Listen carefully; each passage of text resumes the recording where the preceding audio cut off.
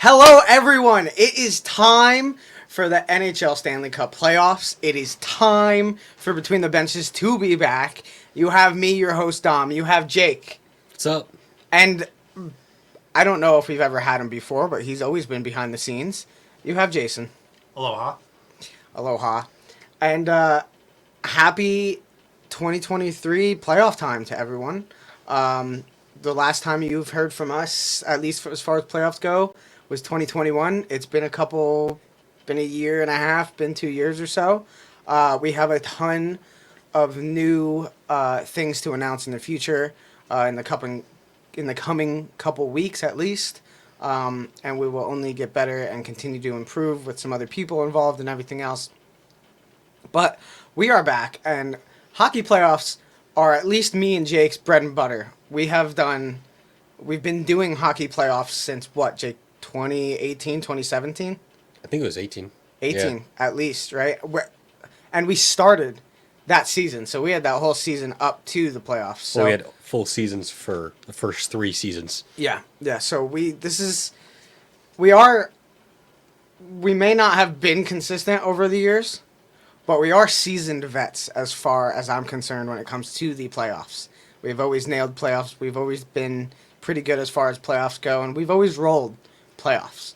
So playoffs are our bread and butter, and we're back. Playoffs are back. We're back. Between the Benches is back, and we're here to stay, and we're here to keep it going. So, do you guys want to say anything to that? You guys want to add anything? No, I mean, we get better with the playoffs. I mean, We get better with yeah, that's gotta hit strides. We get it rolling, and it's just it'll happen throughout the episode too. We have some rust to shake off, but I'm sure by the time we get to the end of the West, which we will do first, like we always do for some reason.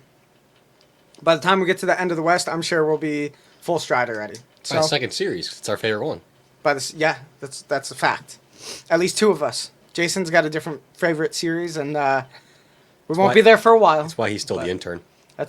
So, without further ado, let's just get straight into it. Let's just go. Let's just go. Let's just time go. Of the year. First series, we're gonna go about this in a different way than we've ever done it before.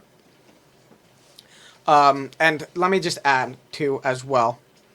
We do have the bracket challenge. We will bring up the bracket challenge time and time again, as far as these playoffs go. We don't have it just like open for everyone. It probably won't be open for everyone just because of when this is starting and when we're going. But we would love the feedback as we go. Include your bracket challenge. Give us who you think is going to win the cup. If you want to talk about certain series, go for it. Tell us what you have. Let us hear it. Tell us how wrong we are going to be or how much you agree with any one of us. So, stuff like that's going to be posted on Instagram. As far as the Instagram goes, it should be and probably will be Between the Benches FTF for the fan, which is our network. That's our Instagram. Between the Benches FTF, no spaces, no underscore, whatever, nothing, just that right in a row. And we will post a lot on there. We will have other platforms as well rolling out too very soon. All that kind of stuff has to be worked out still, and we will do that. And as we go, you'll hear it from us, you'll see it from us, and so playoffs, let's get into it. All right, we're going to go about this a little bit differently than we ever have before, kind of smooth, I think, and we're going to use this right here. I'm going to be working on this as we do it and as we talk about it. This is our first series. We are going to go around the room talking about both teams, who we think is better in each one of these categories, and then our names at the bottom. We will include our picks for the series after we go through offense, defense, goaltending, coaching. So, with this series, gentlemen, I think this is going to go a certain way. I don't think there's going to be any surprises from us. I'm sure everyone can look at this and feel the same way, except for maybe a certain team's fans, but I'm sorry, just how it's going to be, Jake, I'm going to start with you. We'll start on offense. Let's hear what you got. I mean, it's pretty obviously which team has the better offense even without the captain playing. And yeah, Yeah. Do we just? It's not. It's too obvious. It's too obvious. It's it too really obvious. is.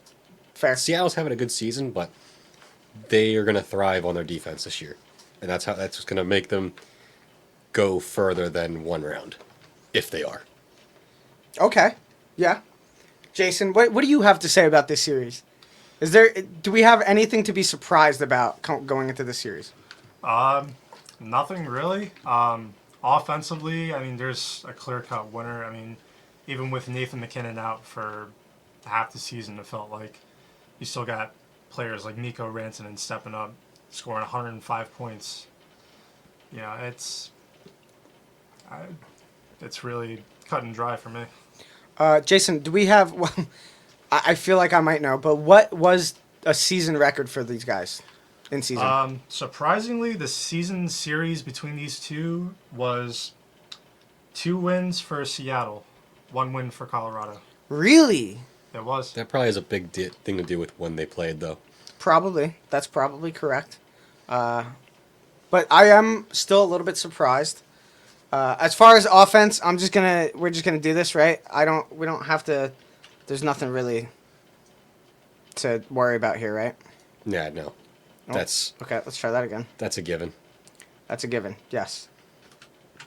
Right there. That's our offense. That's an obvious one, right? I mean, talk about what we might see, Jake, from Seattle's offense. From their offense? From their offense.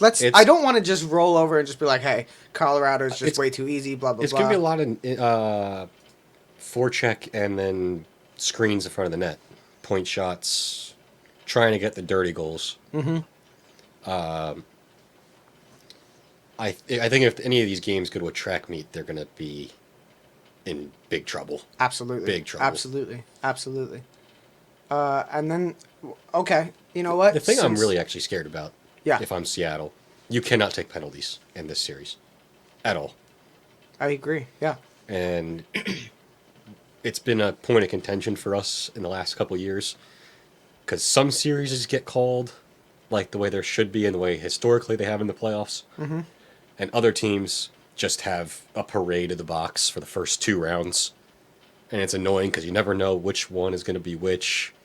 And which one is going to have any consistency whatsoever. But the one through line is Colorado is usually one of the series that gets a ton of penalties called in it. Correct. Yes, always. That's always been our consensus. And it's just Seattle's really going to have to try and stay in this no matter what. Every game, whole game, it won't take much for Colorado to take this away. We've watched some really ugly series go Colorado's way. You and I have been high on some teams historically that we're like, okay, maybe they have a chance. It's Colorado, maybe. I know the one that comes to mind right away is Arizona. Now, don't think Arizona now. Think Arizona, Darcy Kemper, Arizona. That was an Arizona team that was a lot better. They were a lot more put together. They were physical. You and I enjoyed watching that team. Yeah, right? the Rick Tocchet Arizona. Yes.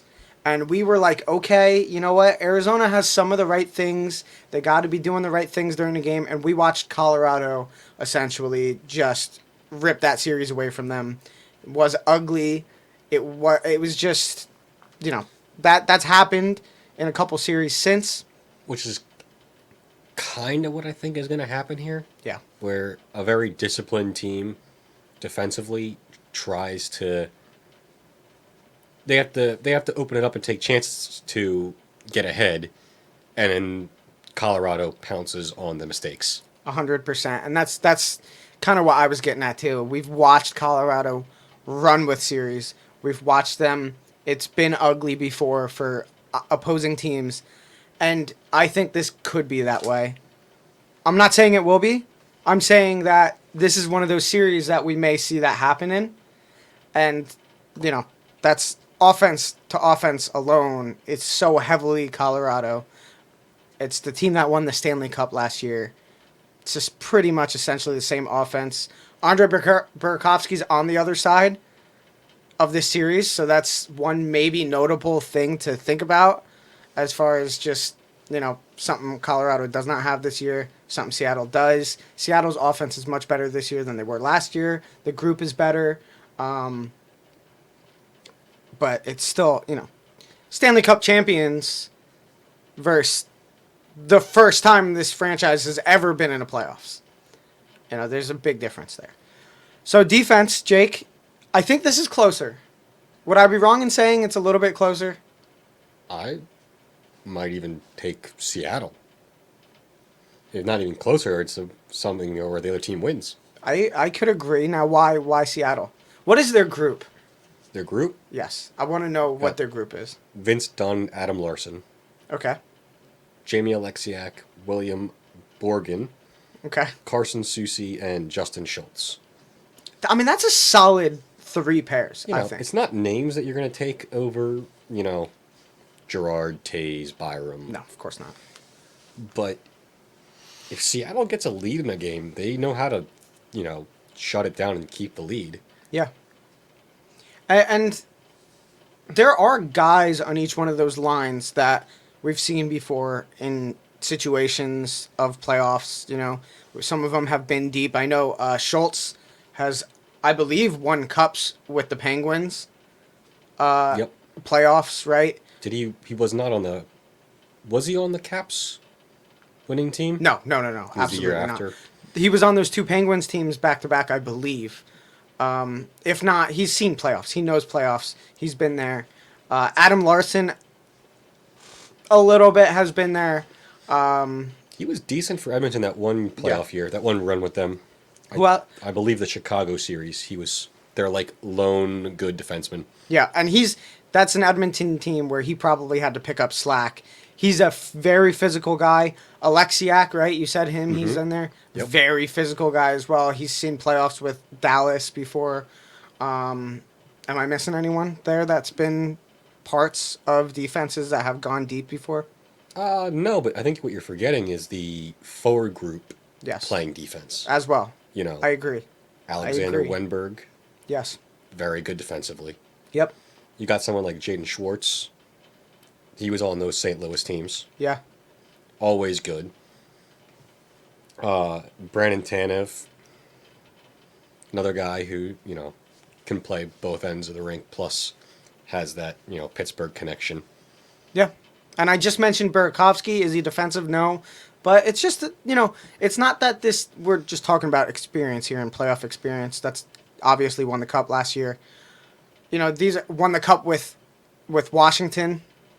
That's 2 cups, 2 different teams in the past 5 years, 6 years. So, there's experience. It's not like, is this Seattle's first time in the playoffs ever? Yes. A lot of these guys have gone deep in playoffs before. I missed one very important name. Who's that? Yanni Gord. Yanni Gord. Absolutely. Also defensive. Also was a gigantic, and you and I have never said enough things about this, Cup champion. gigantic part of 2 Tampa Bay Cups back-to-back. I mean... the line that won them 2 back-to-back cups. 100%. Secure those wins, at least. And, again, there's experience here. There are guys that have won the cup on this team very recently, have been in deep playoff runs for other teams very recently. Jason, defensively, where are you putting this one? Show me Colorado's lines again. Colorado's defensive lines, right? You do have Devin Tays. You also have Lars Eller, who's good defensively. Great on faceoffs. Has taken a step back in the past couple years. Yeah, you're not getting the Lars Eller of 2018. Certainly not. Still wins faceoffs, though. Decidingly, actually. I really think Colorado is more offensively geared than defensively, so I will give the edge to Seattle defensively. I'm okay with that. I actually, before we talked about it, I was very almost decided on just this being right down the line, Colorado from top to bottom. But we talked about this, and I feel safe saying that this is a Seattle category. What about goaltending? Goaltending is. I look forward to this conversation. I'm going to give it to Colorado for one distinct reason, What's that? which is another big reason why, even though I could see a path for Seattle to win, I'm already exposing my pick for later, but I don't think it's a shock. Okay. Why I think Colorado will end up winning the series. Yeah. Who is their goalie? Philip Grubauer. Who does Colorado know very well? Very Philip true. Grubauer. Yes. They practice them every day for Years. years. Yeah. Correct. You're not going to pretend like they don't know exactly where to shoot on Grubauer, where the book is on him. Same forwards, basically. Same forwards.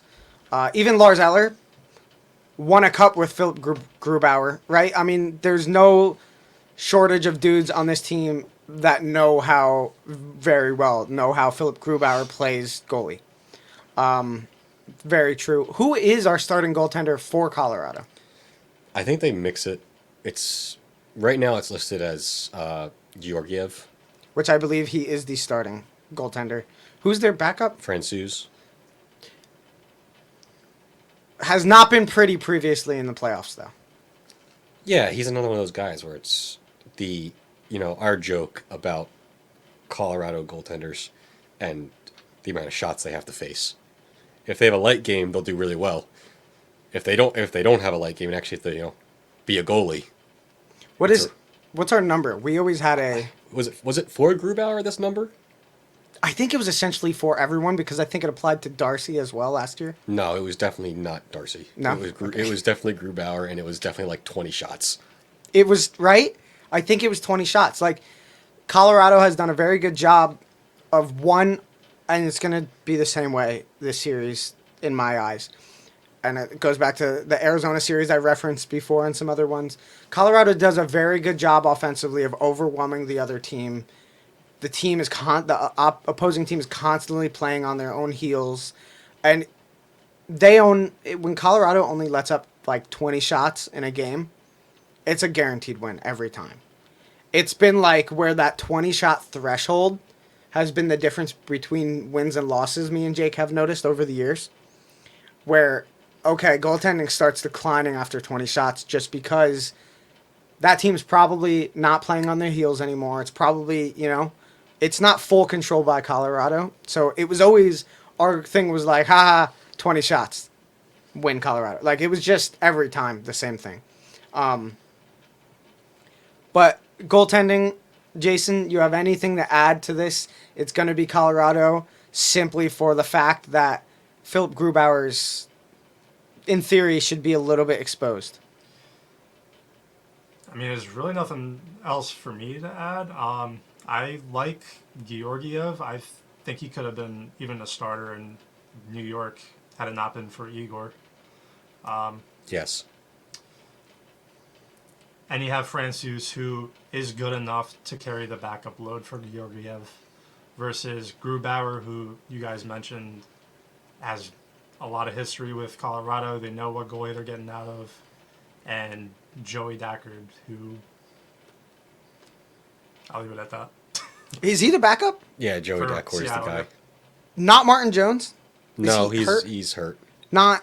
There's a couple notable injuries in this series, just at least to start. Okay, what are those? I don't know when part of the defense thing. I don't know when Cale Makar is actually going to end up playing.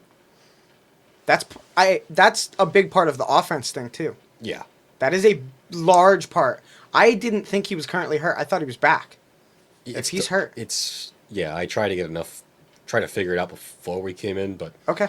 it sounds like maybe a game or two that'll and still miss, if not be in the starting lineup, but it's unclear. That's huge. That is huge. And that's okay. Because I thought, all right, another thought process here is if we were to compare backups, right? Francois, right? That's Francouz, thank you. At one point, we called him Listen, all right? That's okay. You and names have never been Never been good. Never been good. And that's something I know I've said on a podcast before. Francouz, I know I don't like him as a backup in Colorado when he gets put on the spot.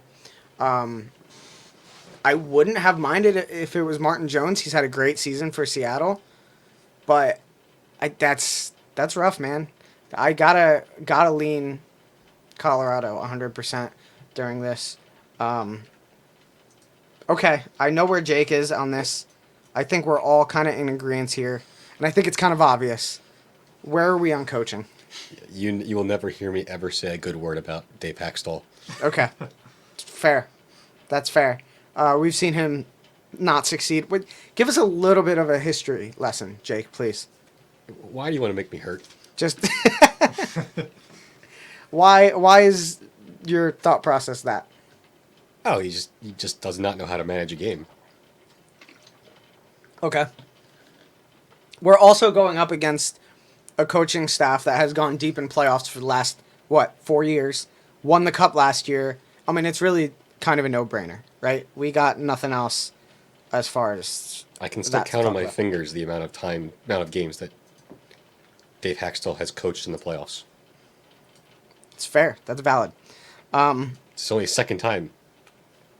You know, a Stanley Cup to Bednar's resume versus being run out of Philly. Yeah. So It's true. it's pretty. Also being on the Toronto team that has not. That had the worst defense during his time there, Also as very the correct. defensive coach. Yep, 100%. All right, Jake. You can keep talking. What is your pick? What do you got? What's the series? I tried to convince myself that there was a way for Seattle to pull out maybe a 7-game series. Mm-hmm. Colorado in 5. In 5. In 5. Okay, Jason. I think Seattle has a chance to maybe steal a game or two with the momentum of their first playoff run. But I'm gonna go Colorado in 6. Colorado in 6. Okay. All right. I believe I did my bracket already, right? I don't have the bracket in front of me. I believe I put Colorado, which again, no brainer. I mean, come on, we just went through the whole thing. It's obvious here. I believe I did Colorado in 7. I believe I did Colorado in 7.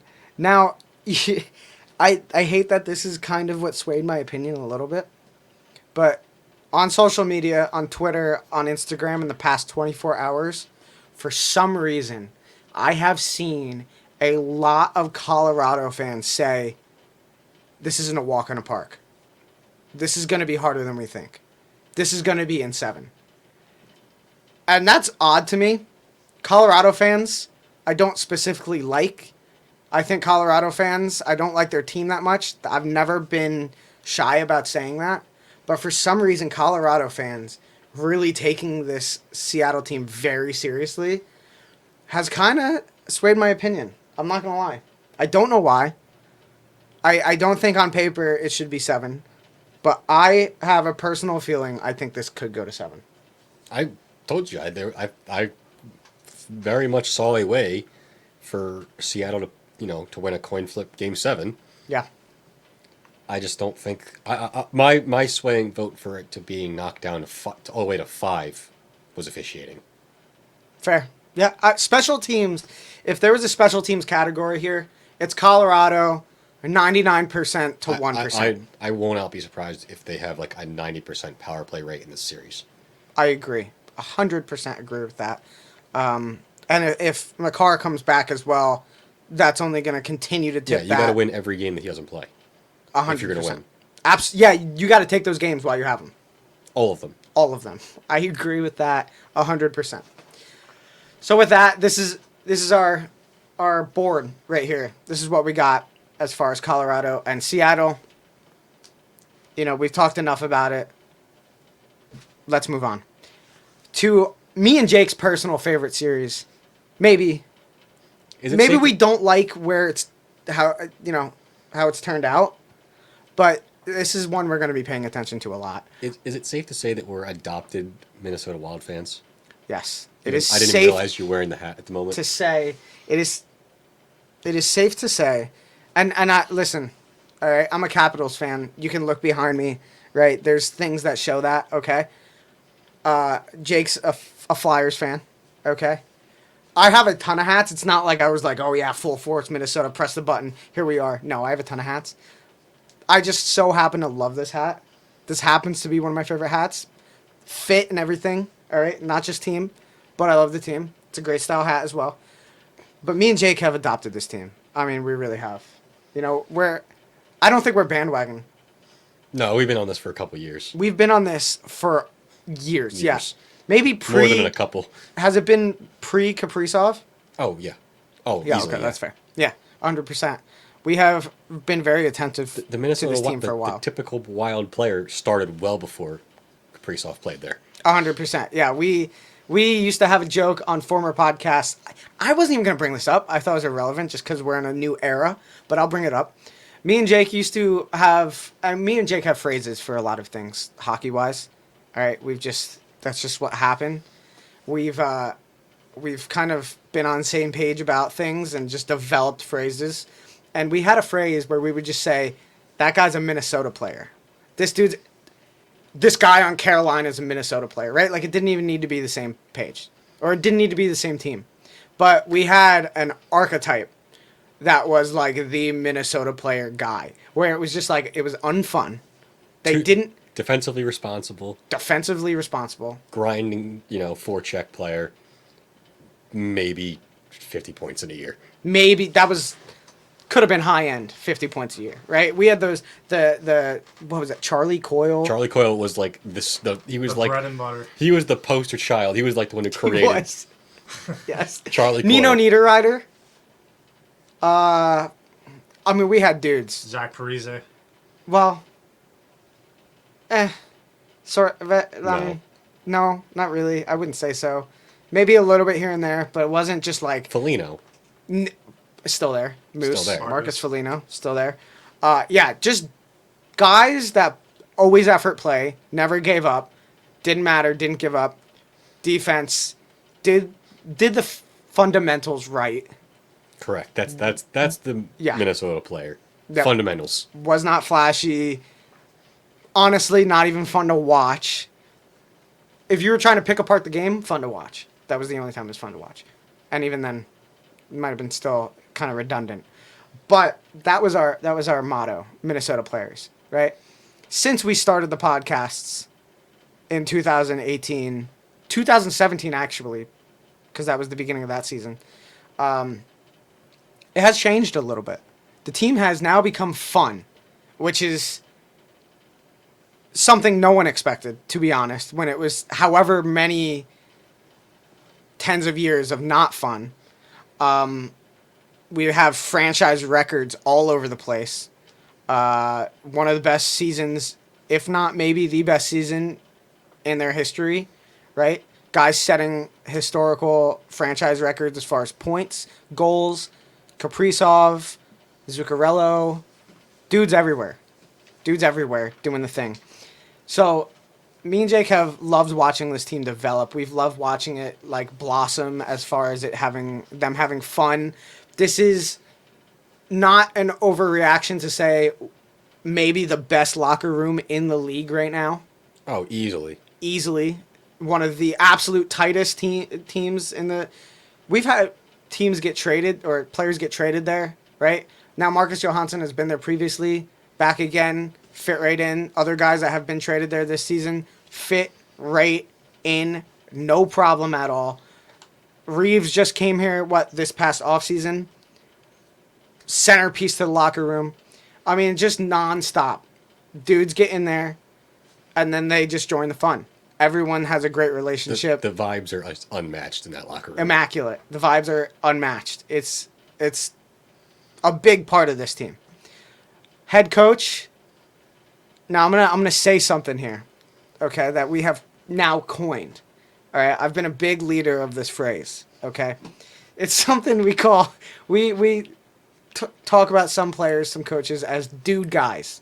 That's been our thing for a little bit now, and it's really this has been the foundation of this team, dude guys. And what that means is Dean Evison is a big part of it, right?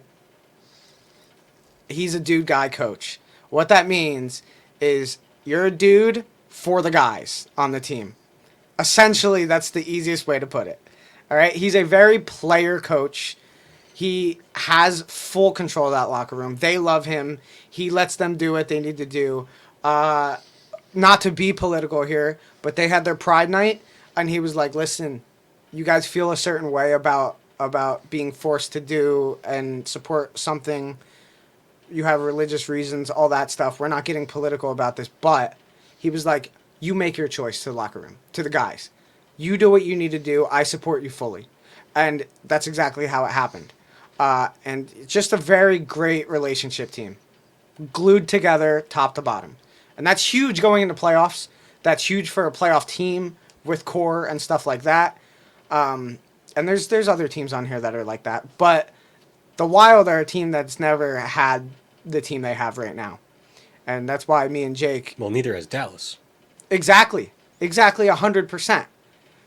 But this is more like a preface to a bias that me and Jake could have for a while. Well, it's not like we don't like... Look, we both love Jake Ottinger. Yes. And Robertson. Yes. And, it's just... That's another fun team. Yes. Heiskanen. Yes. Like... This is just a series full of just our dudes. 100%. We're not happy about this series. Okay? I would have rather cover both of these teams deep into the playoffs, not see one go away. And quite frankly, this isn't the matchup I preferred for the Wild, for any team opposing Dallas either. Okay? But here we are. This is where we're at. And, let's... Jake, this is going to be a long one. Just for everyone to know, this is going to be a long one. There's a lot we have to talk about when it comes to this series. Jake, take offense. Go for it. Well, which offense are we getting? Because The the Wild got hit with a ton of injuries right before the playoffs. Correct. Let's talk about Dallas first. Let's go offense for Dallas first. All right. I mean, they're a bunch of studs. Bunch of studs. Like Jason Robertson has had a phenomenal season. Jason, where are we? Yeah, points. Let's hear points for... What is his season? 46 goals, 63 assists, totaling 109 points for Jason Robertson. That's... An absolute breakout season. Stupid that occurred. Like, no one had that on their bingo card. Maybe him being good, yes, but not 109 points. That's unreal, is what that is. All right? He, at points in the season, happened to be the most productive player in the league, right? I think November was just him on top of everything, right? Am I right saying that, Jason? I feel like you know that, right? Yeah, November might have been that month where it was just like, this dude is just right unstoppable. around the same time of Tage Thompson. Correct. Very correct. Yeah, but, I think in November it was like the top three were McDavid, Robertson, Thompson. Had to have been. In goals. 100%. Yeah. Yeah. That's... I want to say maybe the best scorer in this series. Oh, absolutely. Oh, yeah. In my Scorer? opinion. Yeah. Scorer. Okay. All right. But if Kaprizov was healthy all year, probably could have matched 46 goals maybe, right? Well, Robertson cooled off. There was no reason Yes. that he shouldn't have hit 50, but... 100%. So, I mean, there's a little bit of we have two very elite goal scorers on each team, alone with those guys, young guys, pretty, well compared, I would say, as far as production in this series. I feel like they kind of cross each other off for each side. Am I wrong in saying that? No. No? Right? For offense? Production. Kaprizov... Like, edge-wise, they cancel each other. kind of cancel each other out, Yeah, as I'd far as agree with what that. could be done production-wise. What else we got, Jake? Dallas. I mean, Dallas still has almost all the guys, or they do have the guys that they went to the Cup final with. Except for young dude, starts with a G, right? Gurianov. Gurianov. Yeah. That's Sure. someone that's not... But, I mean, that's... I mean, you still even though it's what's left of Jamie Benn and Tyler Sagan, they're still, big time vets. Yep. Know how to win. Pavelski as well. Pavelski's big in the playoffs. Pavelski has shown that he's an asset in the playoffs for the last couple of years for Dallas. 100%. And then you got guys like Mason Marchment that they added. Yes. And, I mean, I want to say Kivi Ranta, just because that one game against Colorado stands out in my head so much. What, 4 goals, right? Yeah. Yeah, okay. Where he just absolutely tanked the Avalanche that one series. That was to seal the series, I want to say, no? That was the cup year for them. Well, when they went to the cup. When they went to the final. Valid. Yes, 100%. He had like 3 games out of nowhere where he just absolutely took them down single-handedly. Defensively, pretty decent offensively. No Klingberg is kind of a step back a little bit. Yeah, he's on the other side. He's on the other side. He's on the other. Great job. Not even something that crossed my mind, to be honest, yet. Is on the other side. Miro Heiskanen, maybe the best year in his career so far. One of the top 5 defensemen in the league. Boom, right there. As far as points production. Well, I don't care about that. Well, no, but even But I mean, like, yeah, in general, like he is a top 5. even statistically, I think he had. You can check me on this, Jason. I think he had 72 points or 78 points. 70s in the points as far as production for a defenseman. That's huge. It's great offense. 73-point season. 70. Oh, it said 72, man. That was pretty good. All right, Minnesota. Let's shift gears here. I mean, this is they have Kaprizov back. They have the whole first line, Ryan Hartman, Kaprizov, Zuccarello, for some of the first games since Kaprizov's been injured. Nyquist is in. Nyquist is in, just scored this past week, like first game he came back. Is Sam Steele starting lineup or no? Their lineup is all on daily faceoffs is all messed up. Okay, well that's okay. But they have guys, they can switch guys in and out. Eriksson Ek, what's his status? Do we know? Just day to day. Day to day. I would assume that he shows up this series as well. He's been big in the playoff series before. He's shown up. Yeah, it's Sundqvist. One of the biggest assets on the team. Sundqvist, Eriksson Ek, and Marcus Johansson are the current injuries going in. Those are big injuries. That's tough. But all not long term, right? All very short term, I believe. Yeah, I hate predicting injuries. Correct. It's just not something you really can do. I agree. Defensively, this team is extremely offensive. A lot of production runs through their defensemen. You have Spurgeon, great offensively. You have Klingberg, we just mentioned him, great offensively. Dumba, great offensively. I think you're selling their decor short because they also have like Golgoski, Middleton. Yes. Like Brock Faber. If he ends up playing in the game 1 lineup. Yeah. I think I'd have to, by the time we get to the end, actually look at the cores in front of my face. Yeah. I think this might be the best defensive core in the playoffs. Eriksson Ek needs. Well, you're strictly talking defenseman. Strictly talking about the 6. On both sides of the puck. And Yes. overall.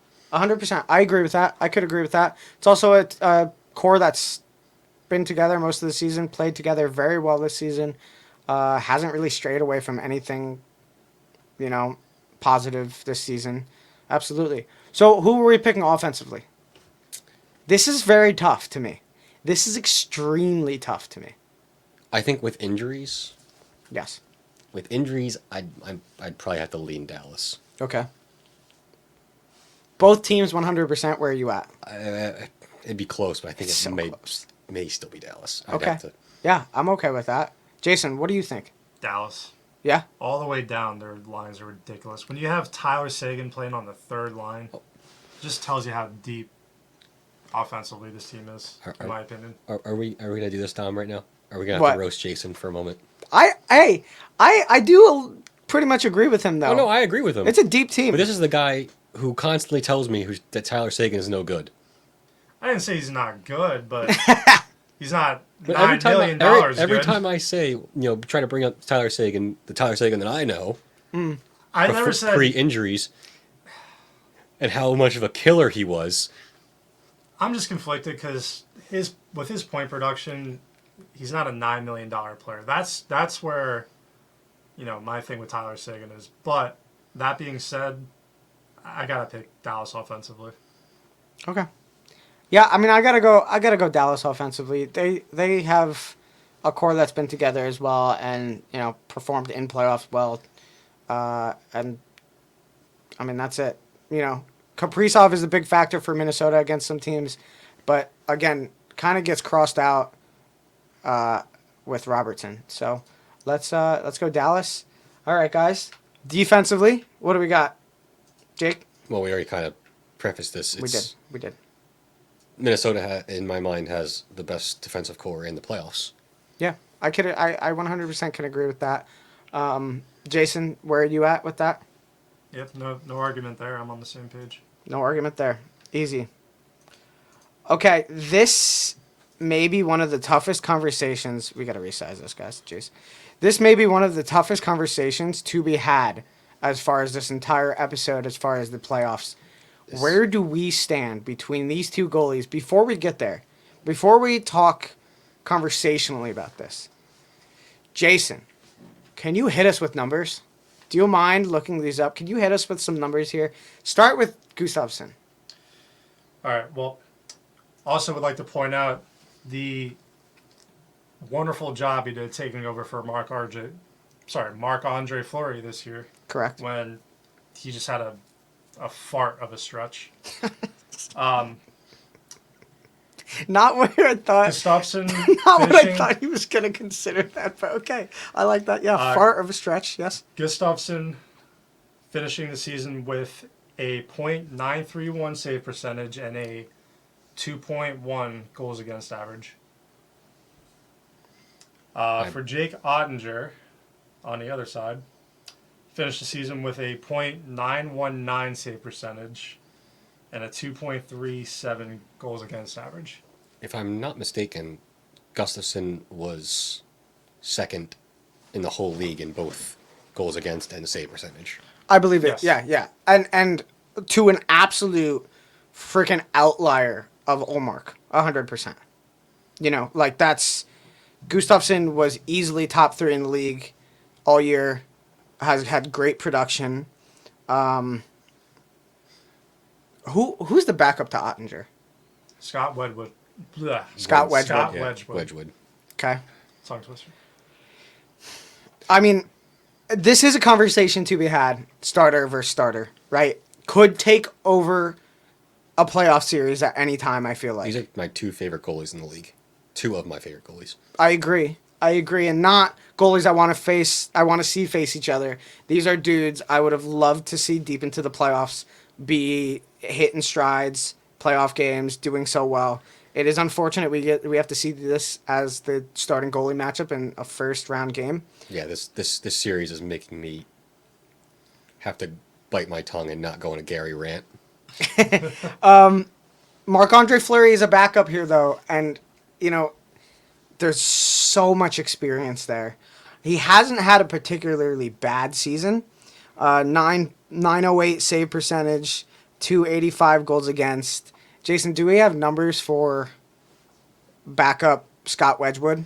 And how many games has he even played this season? I don't think it really matters because I don't think this series is even a candidate for a back-to-back. No, I agree. That's valid. Wedgwood has played 21 games this season. Wow. Finished with a save percentage of .915 and a goals against average of 2.72. That is much better than I expected. Wow. Okay. Fair. I don't think it's going to come down to a backup goalie situation. I don't think it should come down to that other than injury. We're looking at the starters. Strictly that. Jake, where are you leaning? See, you guys know I've been on the Ottinger train since, the Team USA. But I think you gotta lean with Minnesota. Yeah. And combined with team defense, and that he was squarely with a bullet number 2 to the absolute nonsense that the Bruins are doing. Yes. A large gap between Ullmark, him, and the rest of the league. There's a large gap there. Jason, Minnesota? Yeah, I mean, you really have a two-headed monster with Gustafsson and playoff Fleury. You know, as much as I like Jake Ottinger as well. You Yeah. know, that's where I stand. This series makes me so mad. This should not, in any world, be a first-round series. I really don't want to see one of these teams, The taken out sheer after the amount first round. of 100-point teams they're playing in the first round is Wild. ridiculous. Great. The amount of 100-point teams, period, this year is The best insane. since 90, Probably 3. 93, 94, I want to say, right? Yeah. Since that Penguins team that was very good and whatnot. Goaltending has to be Minnesota. It just is. Again, the gap is too big. Coaching is wild. Haha. Coaching is great in this series. All right. We talked about dude guy Dean. All right. I said my piece on him. Okay. I don't have much else to say. He's a great coach. The guys respond to him fantastically. He knows the team he's coaching very well. And they have an identity, Now, as does Dallas, they have an identity. Me and Jake have seen a trend for quite a few years now. Jake, you want to educate us on this trend we've seen? Are we talking about the Pete DeBoer trend? We're talking about the Pete DeBoer trend. Where in his early seasons he goes to the Cup final? Like first season / second season of every team he's joined. And this goes back. We've done the research. Trust me. This has been a conversation me and Jake have had too many times. It's a conversation we didn't know we were having again until halfway through the season. We looked at it and we were like, no, this is not a thing. Very much a thing. Pete DeBoer, his team performs exponentially good in his 1 or 2 season with that team. Vegas was good to begin with, but very good. Went there. San Jose, was that not true there? Yep. Did they make the cup? No? against Pittsburgh. Against Pittsburgh? Mm-hmm. Made the cup The there. Devils. The Devils. Now Dallas. Great team this year. Top team. Performs so well top to bottom. You've just heard us talk about them for the last 15 minutes. Where do we lean in this series, guys? I think I lean with... This is trend versus truth right here. That's what this is. Am I wrong to say that? This is absolute trend versus truth. And me and Jake have had such a horrible time identifying where it really goes so great for Pete DeBoer. Is he a bad coach? No, definitely not a bad coach. Do we know why it's so good as soon as he comes in? Not even close. Trend says the same thing every time, continuing to say the same thing. So, See, on a side note, is it safe to say with how Dude Guy has the pulse of the locker room that he is the Nick Sirianni of the NHL? sure, yes. I mean, there's a few head coaches NFL-wise where that is the case, very much so. Where they just have the absolute pulse of their team. Could have said Andy Reid as well. Well, that's Right. a different story. I mean, like, they're No, but right there in it with their team. You know, both teams that made a championship this year. locker I'm saying. rooms that are phenomenal. Yes. Where everybody's just kind of feeling it. Yep. Absolutely. That goes a long way. Yes. We've seen it many times where a team that all likes each other and then the coach is also involved. Yes. It's why I gotta lean it toward Minnesota. Okay. Yeah. I mean, and that's why I harped on it so much. It is such a big deal going into playoffs. Having such a tight-knit group, having a group that's gonna be there. You don't have to worry about any character issues. You don't have to worry about lack of relationship. It translates to on-ice production, on-ice play. The effort is preached and the effort is produced on the ice. They respond 100% to the guy. And he knows the pulse of the team. 100%. I'm not going to say that's not the case for DeBoer either. But, I mean, There's a guy on the opposite side of the ice from DeBoer where we have seen a large defiance against the head coach before. A couple years ago in Fleury and DeBoer. So I'm not saying that's the case for Dallas. I'm not saying it's going to be the case for Dallas, but it is such an overwhelming group for Minnesota relationship-wise with their coach. I'm going to lean Minnesota as well. Jason, what do you think about that? I mean, I think I'm outnumbered here. That's okay. I'm okay with fine. you picking DeBoer. I'm 100% okay with that. I'm picking DeBoer, not to downplay the dude guy. Just going off playoff experience and the season that Dallas had this year, I'm going with Pete DeBoer. See, the only thing is, like, we've seen series where DeBoer has also gone up against another good coach, Yes. and he just, next to them, always ends up looking like just a guy. Yes. But this is also a 1 or 2 season with the team, and that Trent says, I mean, that's tough. That's tough to beat for any opposition. This is a very hard conversation to have. So, Jason, being outnumbered is 100% fine here. All right? Very close.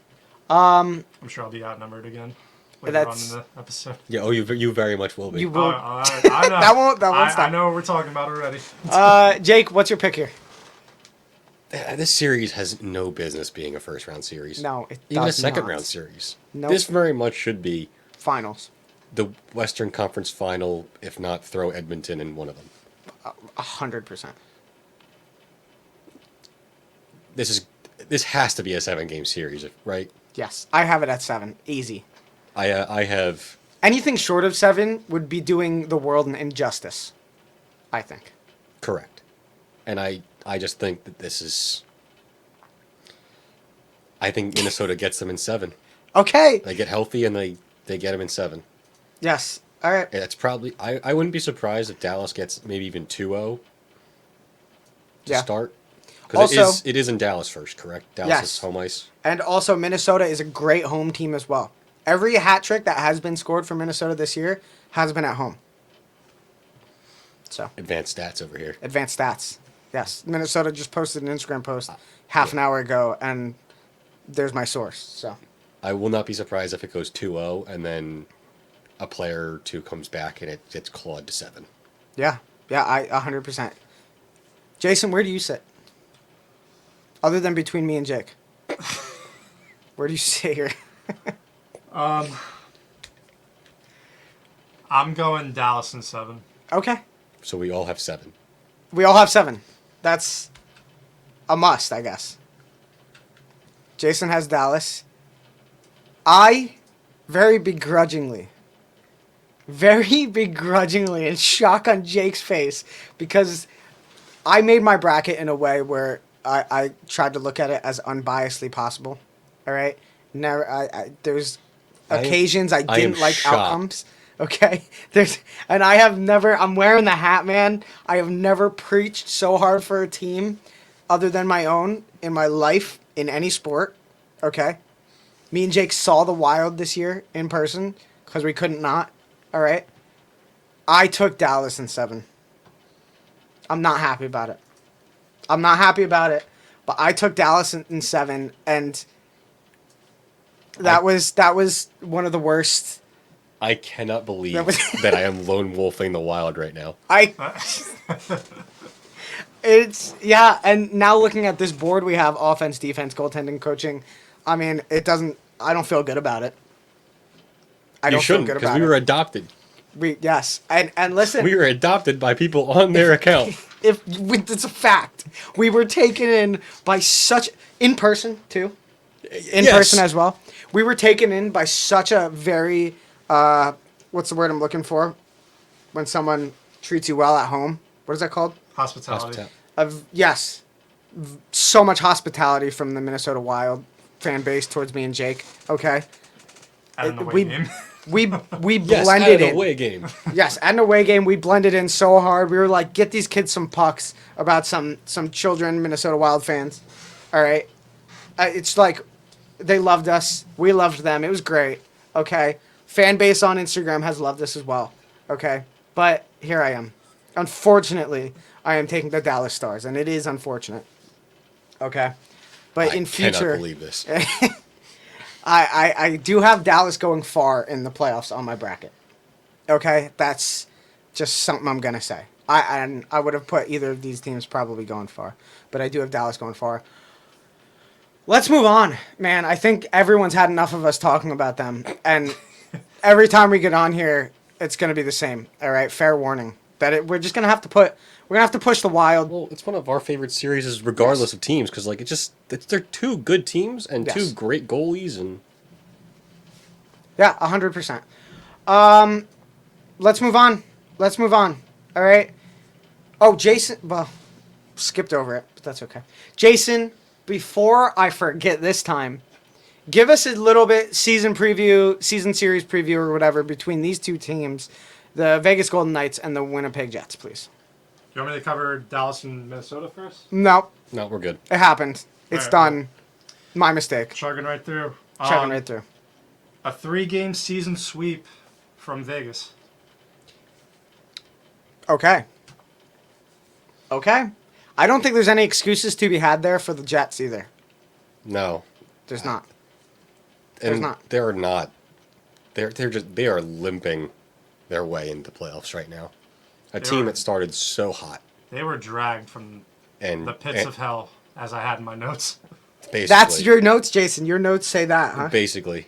I mean, they collected enough to get 2 wins when they needed it, but other than that, they basically fell backwards into a playoff spot from Calgary and their own mess. It's so unfortunate because I would love to see some more whiteout games, but I don't see this series being Jake, we competitive. preach that too much, man. Over the years, me and Jake have said way too much. Can we just get, please, like some more whiteout games, please? Just like leading up this to the time, playoffs, please. like- Yeah, every time. leading up to the playoffs when it looked like they were gonna fall their way out and Calgary or Nashville was gonna catch them. That I was gonna say I will riot if we are robbed of another year of whiteout games. But I don't think it's gonna last that long. We might just get 2. Yeah. Before we talk about it, Jason, can you just do a little bit of research about Winnipeg's offense? I just want to know some things when we get there. Jake, you want to talk about some offense here before we ask Jason these questions? I mean that they're all cold as ice. Both. Is it 27? Are you saying both, or are you saying... No, Winnipeg. Okay, all right. Is it 27 games that it has Blake Wheeler hasn't scored in? I Is it's- that a stat? Yeah, Good Lord. I know at least like a week ago it was like 26. That's- It's not good. Everybody on Winnipeg is ice cold. Well, he's getting into the tail end of his career. Oh, he's already has been. No but longer a captain. stripped of captaincy. Like, if we were just talking about like immaculate locker room vibes, this is the exact opposite. Yes, Everybody hates each other. yes. They are teetering on either sign the hometown kid Jonathan Toews, who's a free agent, and fix it, or blow it up. Can I tell you guys? Oh my gosh. Can I tell you guys, in my research at the moment, can I tell you guys what was written about the Winnipeg Jets by the Winnipeg Sun, a I'm sure it was nice. news outlet, just 18 days ago?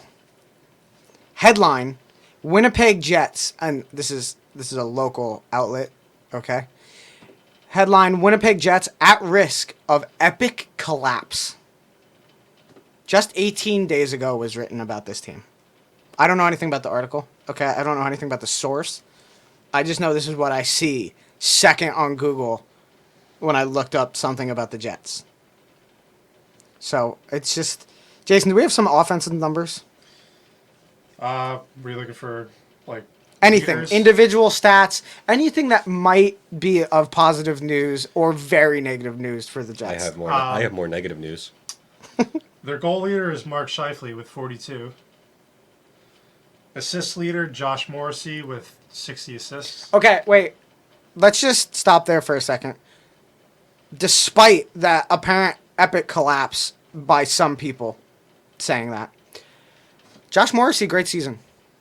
At times, Absolutely. could have been considered for Norris. The Jets had a great season until like February. Okay, yeah. So, the most positive news, individually, I would say Josh Morrissey, phenomenal season. Continue. Can I read the injuries right now? Yes, read us For the injuries. Winnipeg? I glanced and I don't like it. Cole Perfetti, IR. Nikolai Ehlers, day-to-day. That's awful. PLD, day-to-day. Okay. Morrissey, day-to-day. Yep. Wheeler, day-to-day. Yep. Scheifele, day-to-day. Nate Schmidt, day-to-day. Yeah, that's... The whole team. Pretty much their whole team. That is nearly the entire team. Yeah, man. yep. I mean, that's... You are going to the playoffs right now with first-line center Vlad Nemestikov. I don't know what to say, if I'm going to be honest. I mean, I'm looking at these lines right now. Their second line looks like an AHL line. What is that second Um, line? Morgan Barron, Dominic Exactly. Toninato, and Saku. I'm not even going to try. Very Finnish-sounding name. Yeah. Yeah. That's a little rough. And we were just talking about dude guys. Bunch of guys. Just a bunch of guys. All right, okay. You know what? Maybe a little bit of a lightning round here. Okay. What do we got offensively? Vegas. Vegas. What do we got defensively, guys? Still Vegas because of well, yeah, definitely still Vegas. I say Vegas. Yeah. Who do we got for Vegas? Defensively. On the fence, Yeah. Martinez, Petrangelo, McNabb, Shea Theodore. Okay, stop there. Good. Vegas. Goaltending? Okay, wait. Goaltending. Well, this is the only thing. This is the thing. This is the thing. This Connor is why- Hellebuck is a top 5 goalie in the league. This is why Winnipeg was dragged out of the pits of hell. Yeah. Because, Jason, what's the stat? He played 13 games in a row To end the season. to end the season, correct? I don't, this is not a situation where I'm going to say, man, he's getting injured now. Like, I don't think that's of concern, the 13 games as far as health. I do think it actually could be a positive. That he's going into playoffs, 13 game stretch, dragged an entire roster with him into the playoffs. Well, that's what he's doing for a couple of years now. Since Correct. that Correct. bonkers Bonkers. Winnipeg team that Yeah. went to that with that series against Nashville. Yes, Basically, ever since then, the wheels have fallen off that franchise. absolutely. Like, it's been Hellebuck and whichever guy hasn't had a fight in the locker room. Yeah. That's or we've never. I don't know if we've ever gotten a definite answer with their locker room situations ever. It's kind of just been like, oh, up in the air, and then the player been like, what are you talking about? And then it's just like now It's been bad for a captain decade. being stripped, and now it has. Vander Kane. Vander Kane, Bufflin, right? Yep. Wasn't there some? Yeah. So okay, goaltending. Where are we landing? You got to give it to Hellebuck. Got to give it to Hellebuck. I agree, 100%. 100%. It's not going to be enough to save him. Not gonna be enough to save him. Coaching and what, Jason? No. Let's hear it. And their backup is formerly known as Big Save Dave. So, I mean, it's not like it's going to matter, but I just thought I would throw that out Resume has not been good in playoffs. So, coaching. What do we got? I think it's a wash, to be honest. I think it's a wash. I don't think It's a wash. either one. I mean, Bruce Cassidy and his, Yes. since that one really good year with Boston. Yeah. I mean, they ran him out. Basically, the locker room ran him out in Boston. Yep. That's why all the guys retired. Yep. If they kept him. Who is the current Vegas coach? What? Bruce Cassidy. Bruce Cassidy. Who's the current Winnipeg coach? Sorry. I always forget his name. It's my face is in my. Yeah. Same. Montgomery? No. That's not Rick Bonus, right? Rick Bonus. There Thank you go. you. That's why I was Thank you. confused with Jim Yep. Montgomery. I just kept thinking Dallas coach. Yes, Dallas coach. Yeah, exactly. That's all I could think about. Dallas coach. No, he's a good coach. Not a bad coach. Yes, I agree. Neither is Bruce Cassidy, but they're both kind of just like equally meh. 100%. Do we have a I think this is the one instance where I'm just gonna give it a wash. No, Tie? no advantage. Jason? I would just. I know. I would here, only say Vegas because of how they finished it. I'll stop. I won't give a cop out. Cassidy for the experience, recent experience of bringing to a cup final. Rick Bonus? Almost recent experience of going to a cup final. You're right. Oh, See, I like against each... Wait, no. What? No, who was that against? Dallas? Tampa. Thank you. That's right. Jeez. But, you know, I mean... I like where you're going with that, but it is... historic. I mean, it's the same on paper, I guess. Are we leaning one way or no? No. Jason, are you leaning other than maybe I'm Cassidy? I'm leaning towards Cassidy. Yeah. I'm my kind opinion. of with Jake. I really don't... Do we want to call this a tie? Yeah. I lean towards Cassidy just based off the regular season and how Winnipeg got there. Well, pretty I much mean- and due to the goalie. Bonus also reaming his team out and telling them to get their crap together Yeah. is the sole reason Yeah. like that, and then playing having the wherewithal to play your all-world goalie 13 straight games. All right, Jake, pick. Vegas in 5 because I don't call sweeps. Jason? Vegas in 5. Also, you cannot call a sweep against Connor Hellebuck. Also true. I Also true. might have written Vegas in 7, not realizing what the current status is in Winnipeg. Yeah, it's bad. I did not realize the current... I didn't put the research in to look at the injuries and other situations going on in Winnipeg. If I could amend my choice, I would say Vegas in 5. I would say Vegas. I mean, I think it's not pretty. So that's where we stand. Vegas, Winnipeg, here we are. Let's move on to end the West with a phenomenal series. All right, great series. Also, Yes. a rematch of last year. Is it really a rematch of last year? Yep. Okay. Try my phone here. Jason, can we get a tail of the tape kind of thing going on here? Between What, season series? season series. A Between 2-2 tie. a 2-2 tie. Of course it is. Of course, yeah, Of yeah. course of it course, is. it has to be, right? Okay. I have one phrase to sum up this series. What would that be?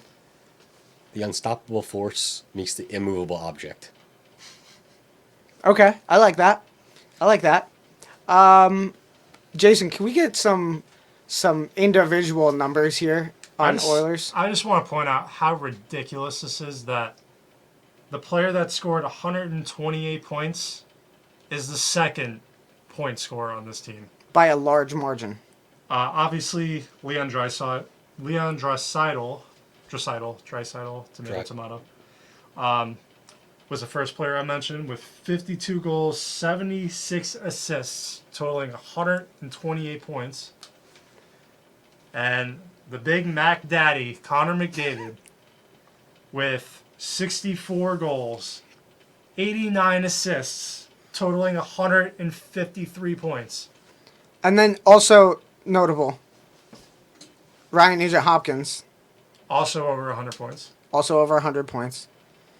Zach Hyman, great season as well. Could have crept up to the 100 point mark. I don't know. I know No. he has 40 plus goals. I I think don't. he was in the 70s or 80s.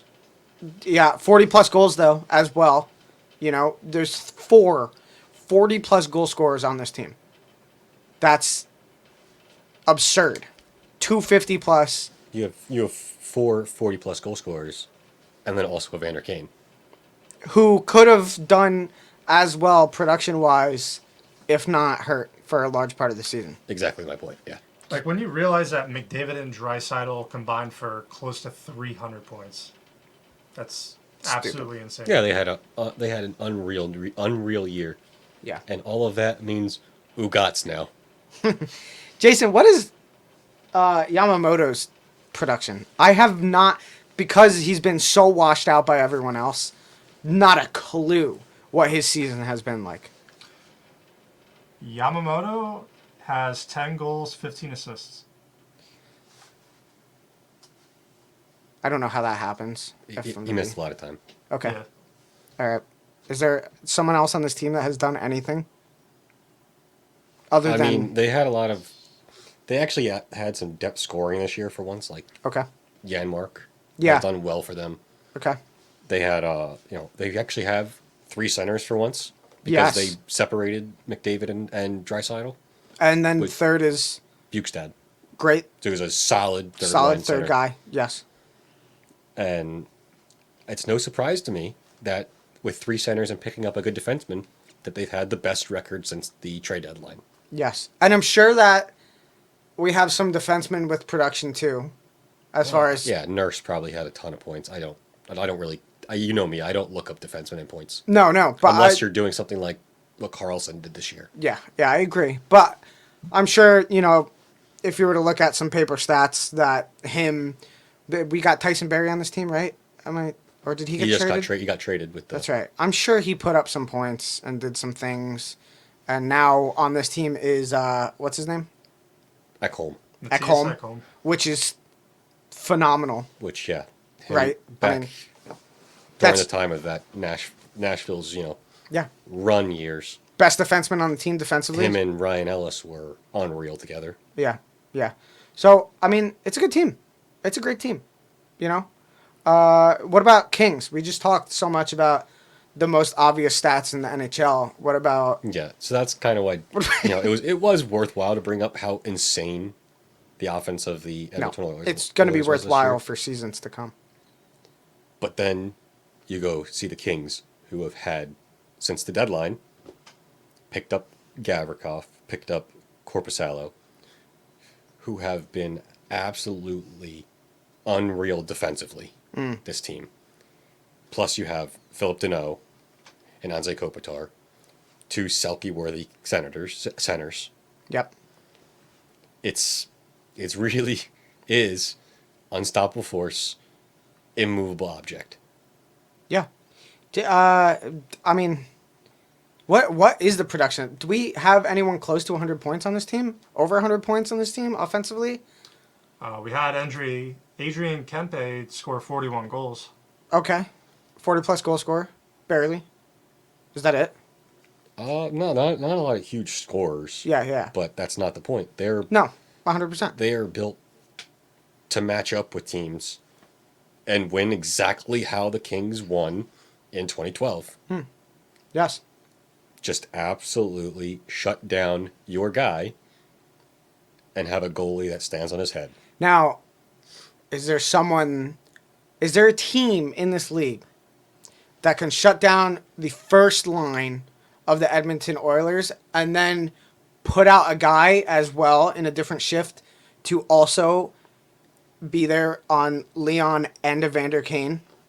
Is there a team in this league that can do that? Well, that's what we're going to find out. Because Yeah, okay, fair. if they do that, I like that. they'll win. It's a great answer, actually. That's exactly what we're going to find out. Yeah. Because if they can, whichever one they do, I would do personally. Deneau on McDavid, Kopitar and Byfield, that line on Draisaitl. Yeah. Because as we've seen, the downfall of the Oilers has been Connor goes nuclear. Leon is great offensively, but if you just take your chances against him on his bad defense. Yeah.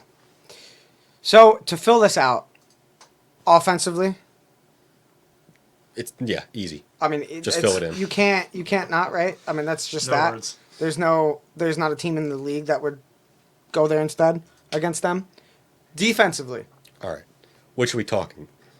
Defenseman or team defense? team Because we've defense. kind of gone back and forth on this. Team defense. Kings. Okay. I'm good with that. I'm 100% good with that because the Oilers also, as far as forwards and stuff, they can run on a best defense is offense kind of way, even though they've kind of bolstered that up compared to seasons previous. Got to give it to LA. Goaltending which underratedly, Stuart Skinner has been unreal during that stretch too. yes, in an underrated fashion, has been. Also, not something we mentioned. The Oilers, what is their run they've currently gone on to finish the season, Jason? Jake? I didn't pull that up. Is that I numbers pulled we it up know? here. Okay. I mean, I just knowing enough that teams are hot or cold going to the playoffs. So I don't. The exact numbers doesn't always matter to me I agree. because there's a lot of teams like Columbus out there that you can pad stats against. Though these numbers are a little bit overwhelming. Oh, it's a good record. It's even better than what Boston has been doing. Since the trade deadline, which was end of February, right? Yeah. Since the trade deadline, in a month and a half time, the Edmonton Oilers have gone 16 wins, 2 losses, 1 overtime loss. There have been 2 games in a almost 20 game stretch where they haven't received points in the standings. That's absurd. Well, also I do know the last time that Stuart Skinner lost in regulation was March 11th In regulation. in regulation. Yeah. Yeah. March 11th. It is April 16th. Correct. Over a month. Yep. So that goes to say, where do we stand on goaltending? This is another tough one. This is another tough one. I think you got to give it to Corpusalo because he has shown that form before. Mm-hmm. That's not just like a flash Yeah. thing that you've seen. Now, also, though, it is extremely likely every game he is in one-on-one situations with the best goal scorer in the league. At It's least true. in a one-on-one fashion. But also, we're just looking at goalies. Yeah, no, 100%. Yeah, that's fair. mean- Jason, what do you think? Yeah, I'm going the same route. I'd say Corpusalo gets a slight edge just because of experience. Also very true.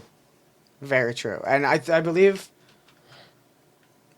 Has he been there for Columbus in playoffs? Yeah. Play in Play in. Corpusalo. That's what I was referring to. Did he wasn't the goaltender for the 17 period game, right? Yes, That he we was. hated so much he was? Yeah. Okay, that's huge. I think that's huge. He's had Yeah, that definite playoff experience. 17. Has been period. has been in Felt a like game. It felt like 17 periods, and it wasn't even that far short of. I mean, it was how many periods? 3, 5, No, 5 overtime. So 5 8. overtime. 8 periods. That's insane.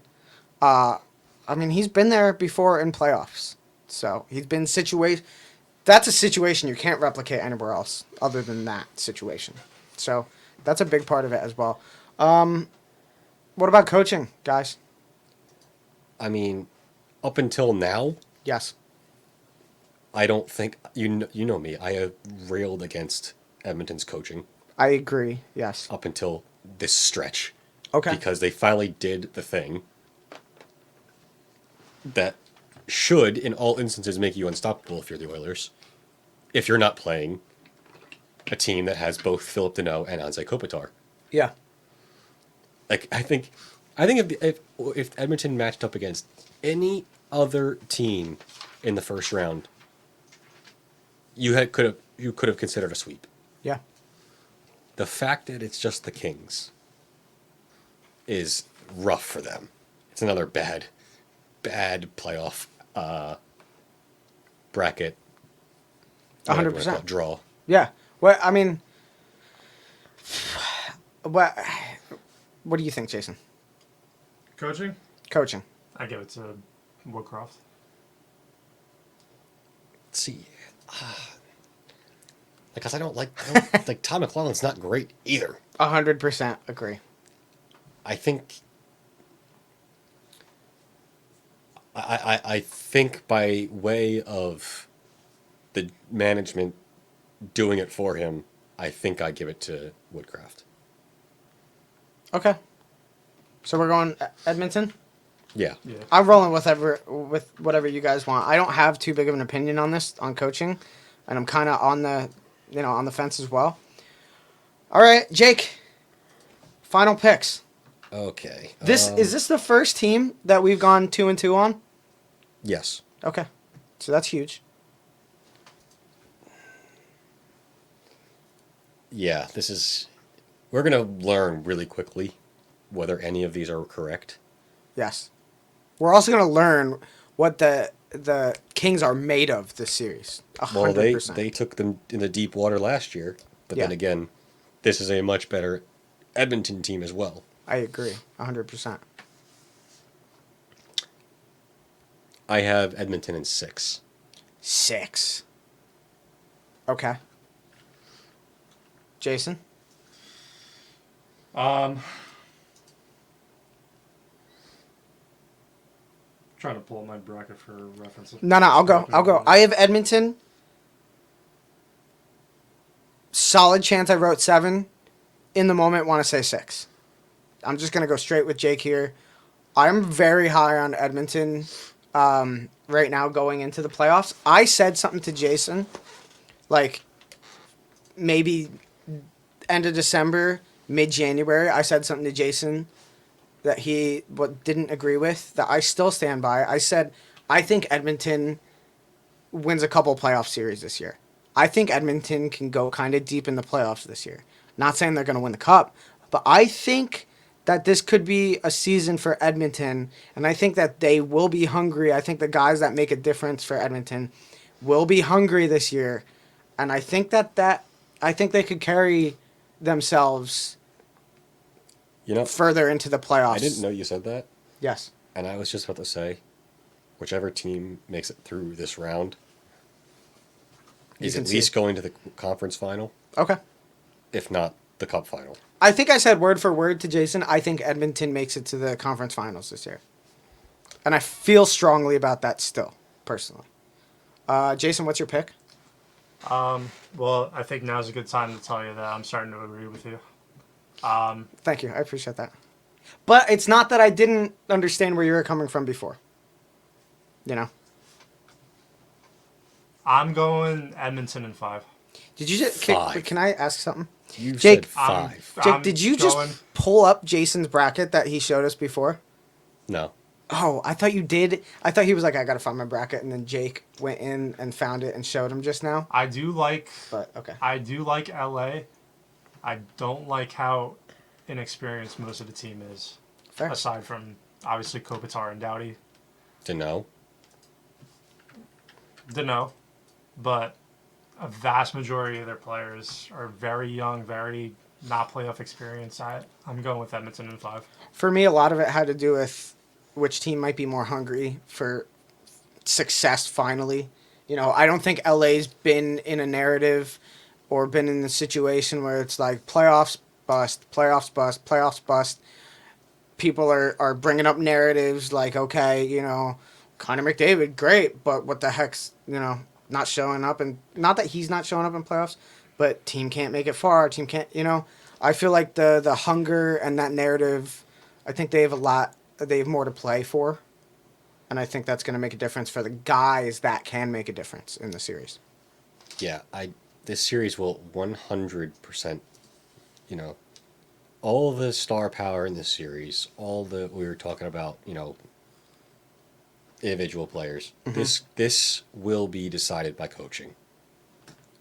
Who can best deploy these studs in the way that has your team win? Who's going to prevail in the moments that need to be, you know, when it gets tough, who's going to rise? I can tell you how each team wins, to be honest. Yeah, no, go right ahead. Because we're going to find out.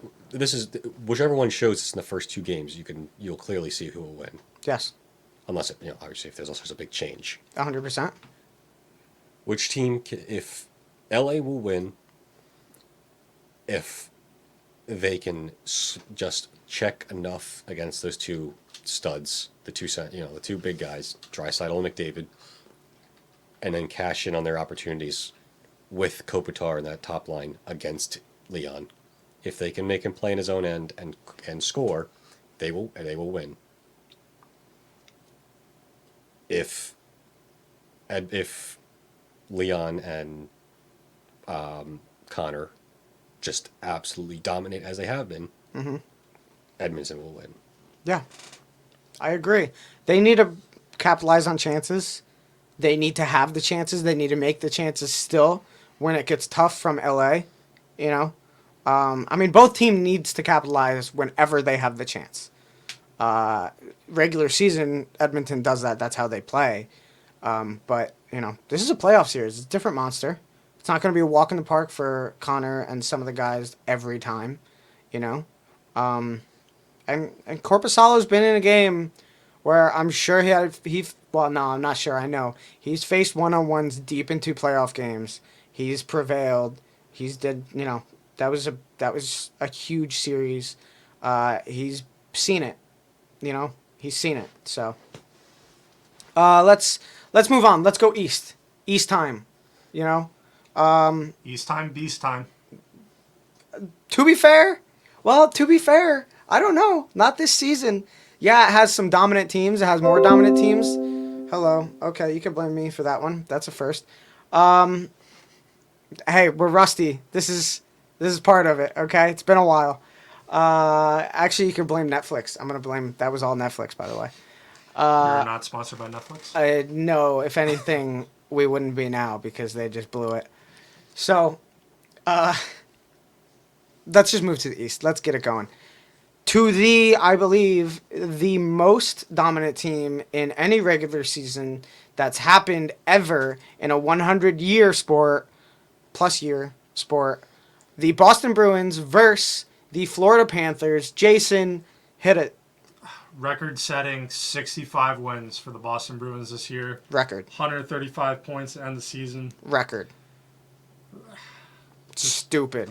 Up and down. David Pastrnak, 60-plus goals. Finished the year with 61 goals. Unreal. 52 assists, totaling 113 points. 3 goals shy of the Connor best McDavid. player.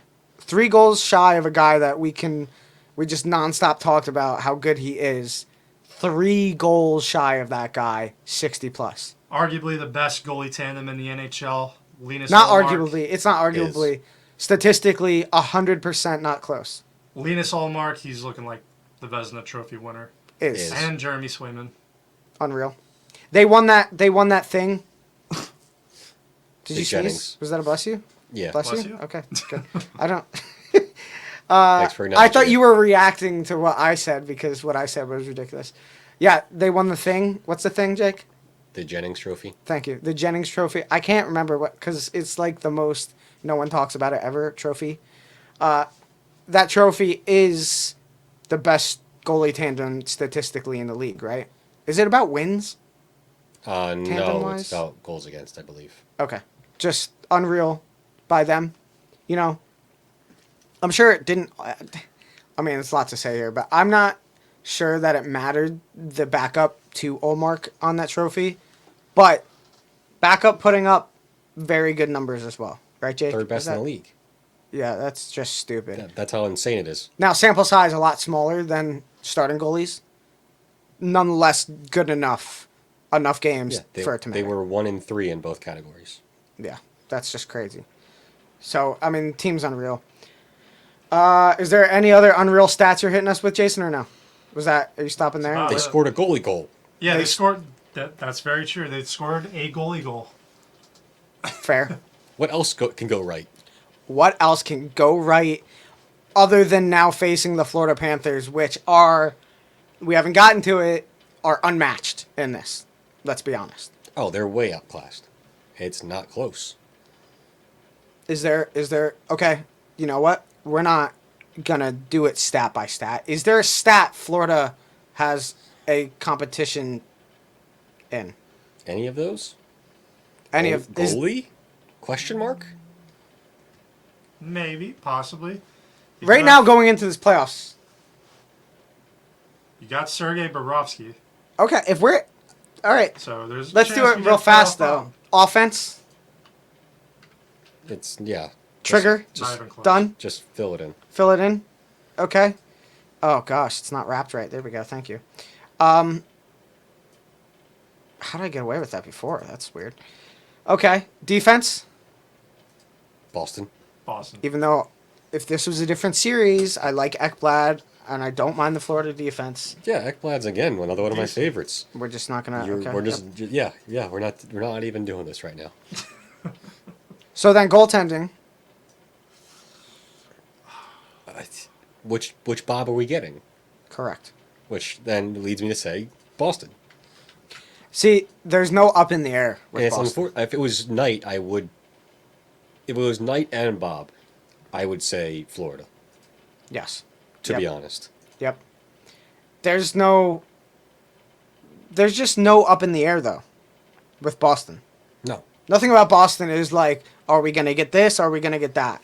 Boston is, we know what we're getting straight off the bat. They have an identity. Their identity is, hey, we did the best thing ever.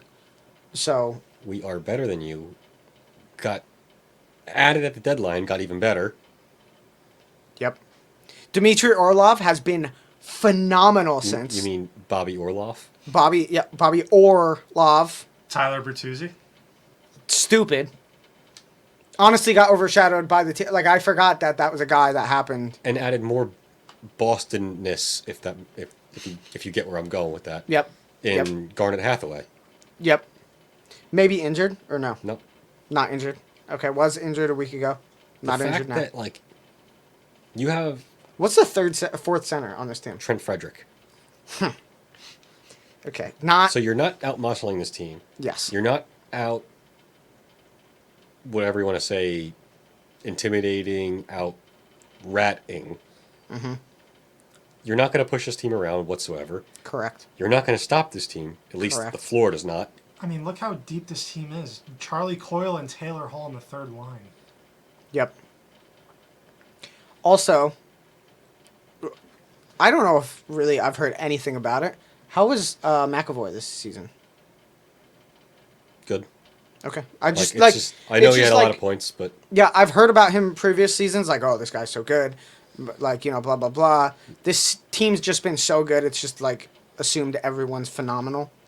So I mean, a lot of if he's been good, then that's awesome. a lot of their greatness up until like recently, putting in some context, has like been just white noise. Yeah. This season, because like they started great, never fell off. Mm-hmm. And the stuff they were doing, it's just like, oh yeah, another good thing Boston did. Yeah. What about coaching? Boston. Okay. You know what? Just straight down the... Yeah, there you go. Yep.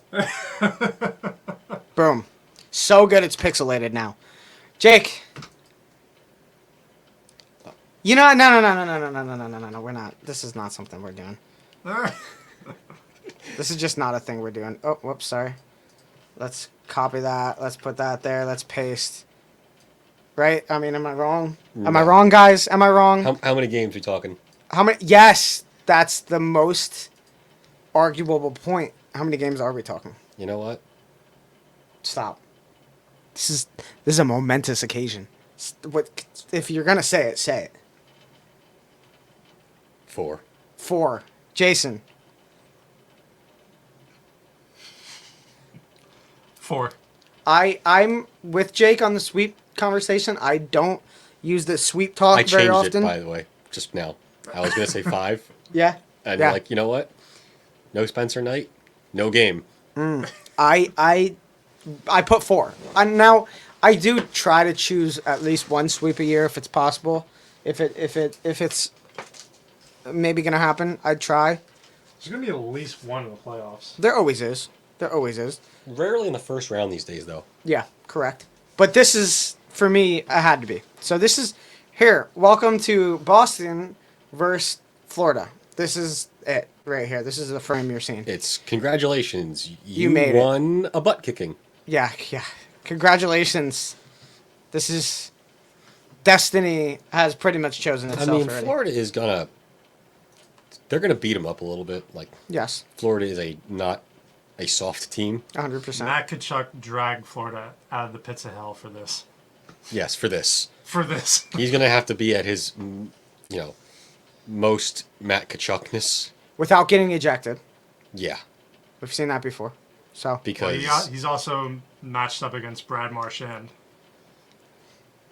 that's a fun time. This is that's going to gonna- be, this, that's gonna okay, be as very bad as this interesting. series could Exactly. be, it could be fun. like You have Matt Kachuk, who's literally the one thing they have going. Yes. Don't even get me started on Barkov. Yeah. Lopsided series, still fun. But Not Colorado series, where that could just not be fun. This is a they're going to murder each other. yes. But also you have Matt Kachuk who's everything they have at the moment Yeah. against a guy who's known for getting people with tempers kicked out of games. Yeah, no, there's an agenda to be had from Oh. Marchand and the Boston It's Bruins. like, hey, that guy. And you know what? Even if you don't want Marchand to possibly be taken out, Garnet Hathaway exists. Trent Frederick. Frederick exists. Throw a dude out They there. basically say, make it hey, happen. you know what we did against Nazem Kadri? Do that. You know what? Biggest part about this series that we need to find out here: how mature has Matthew Tkachuk? How mature is he now over these couple years? We've seen him before be flustered. We've seen him be triggered by guys, and it hasn't ended well always. How mature is he going to be in this series? How much has he matured since Calgary? I think that's a big question here, and I think that's something we will be able to see. So, next series. The fun one. Next This is very interesting to me. series. This is one of the series that I'm kind of interested in this year. Well, it's the one we'll always watch every year. It's. I dropped my pen, so that's why this is where I'm at the moment. Yes, Jason, give us some information here first. What do you want to know? The season series? I want to know it all. Just hit us what you want to hit us with. I didn't have a lot of notes for this, but I have the season series in favor of Toronto 2-1. Okay. So, do you guys remember that probably in November, December, when St. Louis started completely falling off a cliff, Yeah. Okay. that I said, please do not let the Leafs get O'Reilly, because it'll finally address the thing that The they big elephant. in their the one thing that they've been missing, that they've been misdiagnosing. Mm-hmm. Like, it would be it'd be the cure to all that ails that team. Yeah. And you know me, I love laughing at a nice Leafs Game 7. Yes. Most of the world does, actually. Because it is funny. I feel like it might have even gotten to a point where some Toronto fans still like laughing at that too. Because even Yeah. when it was a 5-game series, Mhm. it went to 5 games. Yes. It's just funny. true. So, do we want to kick off the board here, or do we want to? Is there anything else we want to talk about? Other than, listen, this isn't the same Tampa Bay team that went back It's to not- back It's not the same Leafs team to back. that has been a bunch of guys who like their cookies and don't play good games. Also, yeah, it's not the same Tampa Bay team, maybe in a negative fashion. Still phenomenal team. Not the same Toronto team, but more in an upward fashion, positive fashion. So There really is zero excuses This for year. this Leafs team to lose this series. yes, Zero. You're the better team on paper. I'll say it. They're a better team. They are the better team on paper. okay, They have scoring. They have defense. They have power play, penalty kill. And for them has been a successful goalie. yes, A guy that we both really like in Samsonov, yes, who has been unreal at home. yes. The one thing that will hold them back, if it is will be coaching. It's zero excuses. Yep. That being said, offense. Let's do the board. Offense. Who are we taking offensively? I don't think there's a team as deep as the Leafs, to be honest. Now but I agree with that. But have they been producing as such? Have they been showing that or no? Yeah. Okay. I think when they finally played the lineup as It should have been. as you think it should be, with Yes. O'Reilly as third center, Yeah. Achari or even Kerfoot as fourth center. Mm-hmm. You have 2 lines of scoring, 1 line of shutdown and scoring, Yep. and then 1 line just to absolutely hammer the other team. Yes. You have it. Yeah. You have a top defenseman. You guys have a defenseman who can shut people down. A pair that can shut people down. Yep. Again, they have the recipe that we always harp on. But it's also Tampa Bay. It's also Tampa Bay, and It's a team we know that have that absolute cold-blooded instinct. yes. There's something I want to say about Tampa Bay that we will get to. Offensively, I don't think Tampa Bay isn't anything to also not take seriously. When Brandon Hagel had scored, how many goals, Jason? Do you know? Do you remember? 30 30. goals. 30 goal scorer and a guy that not on my bingo card for his career, if I'm going to be honest. Not something I expected whatsoever. Bring him to Tampa Bay, and he'll eat. He ate. That's what's happening. What's the rest of the team look like? They've taken a step back, surely, right? You got 51 for Braden Point. Phenomenal. 51 goals. Fantastic. The most underrated player in the entire league. I think so. Has anybody talked about that he scored 50? No. He's also, I would say, with no Couturier, the best two-way center in the league. Yep. It's up there. With Couturier out and aging Bergeron. Mm-hmm. What we actually just did, by the way, unrelated, we did an entire Boston analysis without even mentioning Bergeron's name. Kind of wild. Exactly. But It's that not, was just it's not easy. necessary They're yet. that good. Yeah, it It's was not- easy it's not pickings. necessary yet. It was, yeah. Okay, so offensively, Jason, where are you leaning offensively? You had to pick an offense. On paper, side and side. I kind of like Toronto on paper. I'm not going to lie. And it really, they can play the matchups too. The way Yeah. that since they have like O'Reilly. Okay, so in their most effective fashion. Yes, you're talking about the Leafs. Yes, exactly. That's why I have to preface it with me saying that. In their most effective fashion possible, I say the Leafs are the better offensive team. Even with Matthews missing a bunch of games this season, you got Mitch Marner scoring 99 points. It's true. So we're gonna go Leafs right there. What about defense, guys? This is a Tampa Bay team. This is a Tampa Bay team. I mean, you have Hedman, Yes. you have Sergachev, Yes. and then you have. There's some other guys that are just as good. But like right now, Not like, just as good, but they only have like Bogosian and Ian Cole yep. as real like shutdown guys. Yes. They daily faceoffs messed up. Don't even look at it. Still guys I need to see. Okay, yep. Yeah, that's a whack lineup. Okay, yeah, yep, continue. But like, they have guys who came out of the woodwork. Another one of those Tampa Bay guys in Perbix. Mm-hmm. Not a name we've heard of. I mean, Well, it's not an established. regardless of going through the board, Yes. I think you have the matchups is what has always been the Leafs' downfall. Yes. They don't have the matchups are never in their favor, and that's why they end up losing. Mm-hmm. So you have O'Reilly for the point line. Yes. You have Tavares to take Sorelli's lunch money. Okay. And then you have then you allow Matthews to just absolutely annihilate Nick Paul, Hagel, or Janot when he gets back, because he's supposed to miss, I think, 2 games. Okay. That's their recipe. Yeah. That's their recipe to win. Full team defense. That's what And- this is based on. Well, it's That was their- a full team defense analysis. That's that matchup wise, because you're gonna have to, Yes.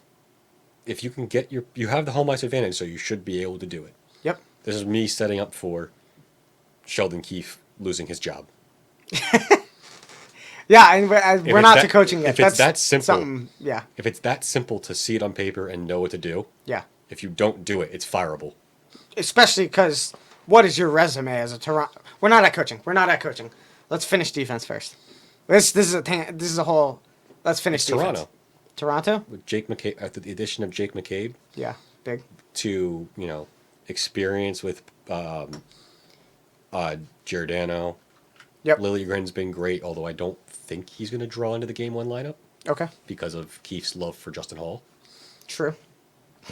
But then you have, Brody and Riley. It's like they've filled in with McCabe what they've missed with Muzzin. Yes. And it's not like an aging guy who you can kind of count on to get hurt and then the wheels fall off. Yeah. Jason, how do you feel? I agree. I really like Jake McCabe. He's, in my opinion, a very underrated defenseman. He was Kyle Dubas pushed all of his chips to the table and put together a team that should absolutely win at least a round. Okay. Absolutely should win a round. Now, this is a big matchup. Yeah. Right? Goaltending. Do we consider this a true opposite comparison between Samsonov and Vasilevsky? Is there a conversation to be had? Samsonov at home has been one of the best goalies in the NHL this year. Yeah. Yeah. He's not Vasilevsky. Vasilevsky's been to 3 Stanley Cup finals the last 3 years, won 2 of them. Single-handedly, if this ever went to a Game 7, it's a done deal. Statistically inevitable as far as... Well, it apparently also... I forgot about that stat. Historically and statistically inevitable that, 1, this goes to a Game 7 because it's Toronto and every series they ever go to is a Game 7. 2, if it is a Game 7, no. It's not even about Game 7s. It's about closing a series. Yep, and closeout games. Game 7's not even the statistic. Closeout games, Vasilevsky is absolutely unstoppable. The record is like dumb to 0, whatever that dumb number is. You like that? Great? Good? Cool. It's a dumb number. Whatever that number is, it's stupid.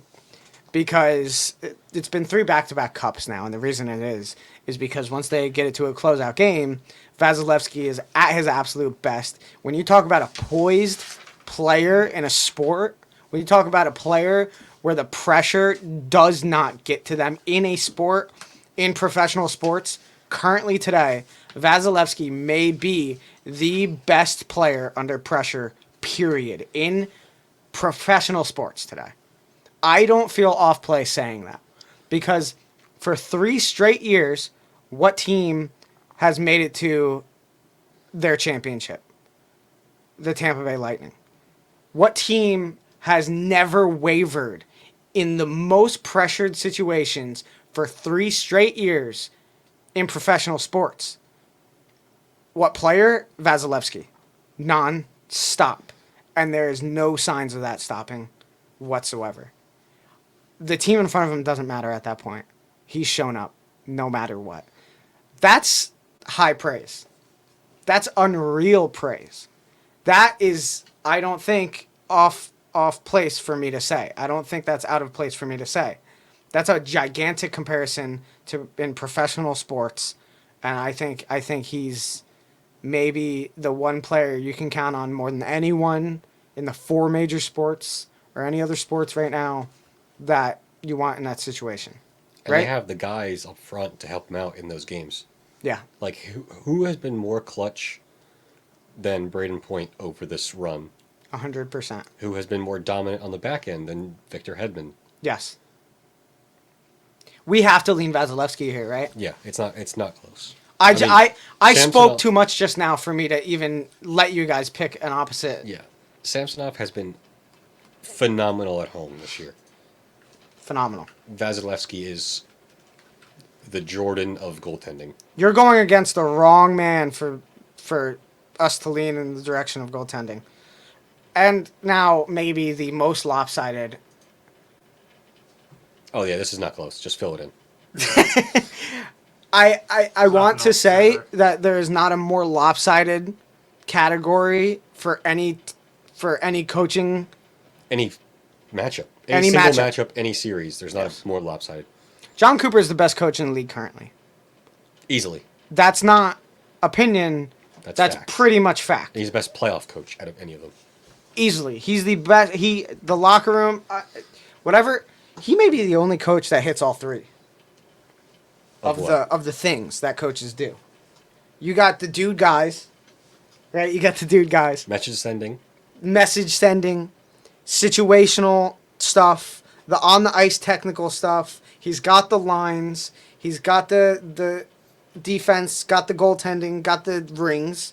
Got the everything. Right. His lines always are a good match of good balance of what's needed per line. Yep.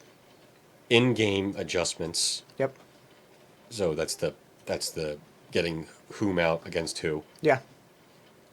And then also message sending. Yep. Benches his stars in a game that they're losing. Took last regular season of the game. Last game of the regular season. Sorry, that was last game of the regular season.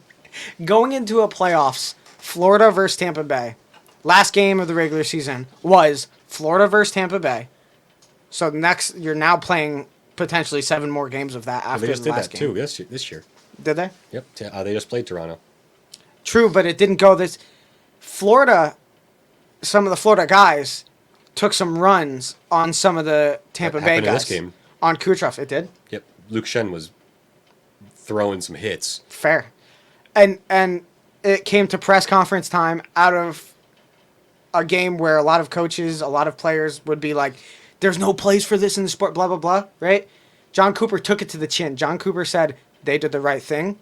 I would be doing the same thing. That's message sending. That's what you do in hockey. Don't forget it. Like The dude is unreal. he's locked in with the game within the game. He is. More than any other coach in the league at the moment. Hands down. Hands down. Got to be the most winningest coach in the past 5 years, probably.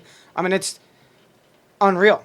They had a Boston-like season 5 years ago. And from that moment on, they've been dominant. Yep. In where it matters. Yep. Well, except for that series and that playoff. Since then. They learned. Because John Cooper's that good. He knows. He learned. He helped the guys learn. Made the adjustments. Won 2 cups. Went to another finals right after. I mean, it's unreal. It's unmatched. Biggest lopsided portion of the conversation we are having today between any teams. Jake, what's your pick? So, I set up all of that Yeah. to say, here's what should happen. Here's how you win. Mm-hmm.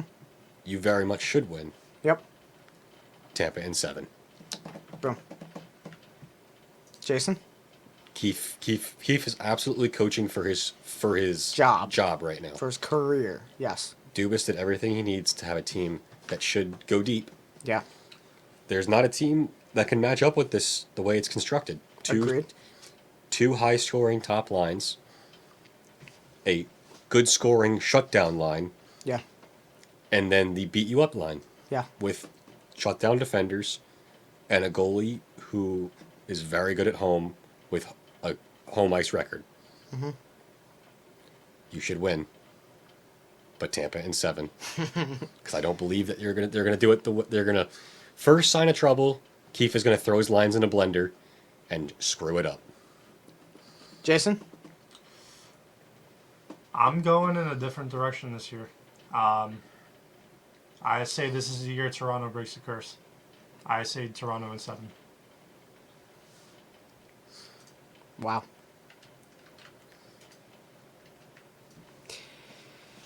If this was against any other team in the league, I could possibly have a different opinion of what I'm going to have. I could have a different opinion. But I just went on 2 large, high praise for a player moments. Like, I mean, or player coach.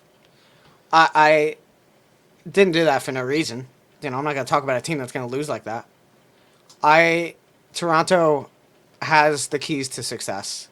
At least series by series. You know, we'll take that. I'm not going to say keys to success cup-wise. But Bless you. Bless you. That was more of a cough, but all right. You're welcome. But it's Tampa Bay, man. I said what I said. I mean, these two categories right here is all you need when it comes to this team. That is it. Well, that offense is by a hair. Yes, but not when you're talking about who's coaching that offense. If you're there for this series, there should be one additional category, And what's that? that's intangibles. Yes. Because to say, are you taking in a pressure moment? Are you taking Braden Point, or are you taking Austin Matthews? Yeah. In a pressure moment, are you taking Nikita Kucherov, or are you taking Mitch Marner? Those are four guys who have been put in those moments and either been praised on one end and highly criticized on the other. There's just these two factors here are too big for me. You know, that's it. N and 7, by the way. I'm going to go with N and 7. But these and the coaching Well, it factor has is to be. way too big for me to not. I can't not. You know, it just is what it is. They're two of the largest factors in the entire league. So that's where I stand. This is where we stand. And we move on to the Metropolitan Division. Move on to some teams that we've never seen succeed before. All right. Jason, do you want to... Oh, never mind. Sorry. I thought we were moving in a different direction. Still going to the Metro. Yeah, we still gotta wait on that. Still got to wait on that. Sorry. Jason's pissed, to be honest. Oh, I'm chilling. Our teams are always last. Our teams are always... That's fair. Well, it's also the way we do this. It's the format. We move on to the Carolina Hurricanes versus the New York Islanders. Islanders in a... Having playoffs in a new arena, right? I think this is, the first year, right? I think it's the first year. Correct? Correct? The UBS arena? Yes. Yeah, the USB arena? Yeah. The The UBS micro arena? USB arena? Yeah. And then it's the Carolina Hurricanes with an absolutely dominant year. Jake showed us some next gen. No, that's just like they are one of the better stats. in zone teams Yes. in the league this year. And some of those graphs you showed us were, I mean, You can above- stat pad those above pretty and beyond. badly. Yeah, but they, this is a lopsided series. Okay. But here's the thing. Yes. The series will be decided by who scores first in each game. Because they both are that way. Yep. They can also get in a game if they need to at times, but if they can sit, and they can sit well on these leads, 100%. The Islanders are not an easy team to play. Period. They're not an easy team to play. But they're not those Islanders teams from a couple years ago. No. They are limping into the playoffs very much the same way that the Jets were. Not as bad, not nearly as bad. Yes. But they are historically not a team that absorbs injuries well. Nope. And Barzal's not going to be back. That was a question I was going to wait to say, hey, offense, what are we doing? That was a question I was going to ask. So is Barzal not, he's He's still not in. He has not come back yet. okay. I didn't even realize he was hurt. You don't hear too much about the Islanders, to be honest. Even living in the area-ish, you still don't hear too much about the Islanders. Matt Barzal's production hasn't even been, right? Not even par? Well, he's been out for a while. Yeah, okay. Like, they got Horvat, which fills in, but... Yeah, I mean, also true. But They don't have... They don't have it anymore. No. I agree. Now, Brock Nelson's been great this season. They've had guys step up. It is what it is. But Matt Barzal never really played to potential this season. Never played to what he was this season. I remember he didn't score a goal for the first month of the season. He doesn't score. That's This is an not... assist guy. I mean, yeah. Well, also a turnover guy. That's not something shy to say. That's proven. Okay, I've said it to Islanders fans, and they've been, you're right. It's just... It's they not. also got rid of V Winnipeg. Like they got rid of the guys who Yeah. helped them be that. Yep. Of what they because like they've always been just wait, and take your chance when there's a mistake. Yeah. And Barzal and Bavilier are kind of the guys who, with the speed, who could take advantage of those, and they're going. They're not going to put. They're not here for this series. Correct. Okay. I also think that Carolina's just too well coached. Agreed. Offense. Who are we choosing? Oh, that's not close. Yeah, Islanders are in tough to score goals. Correct. At full strength, and they're not at full strength. 100%. Defense. Who are we choosing? That's also not close. Okay. I mean, you got Jacob Slavin. Correct. It's not the old Trotz Islanders, even though It's not Trotz at all. Yeah. Well, I know Yeah. it's not Yeah. those teams anymore. Correct. What about goaltending? Yeah. That's Sorokin's been unreal. Yeah, I agree. Player to player, as far as comparison, I think the Islanders. But also, again, which goaltender are Carolina's using? Which are they going to use? I think they're going with Freddie. That's why I was that Yeah. quick to say. Well, that's what I mean. Player to player comparisons between each team, I got to go Islanders 100% right now. Performance wise, I think it could be Carolina by the end of the series.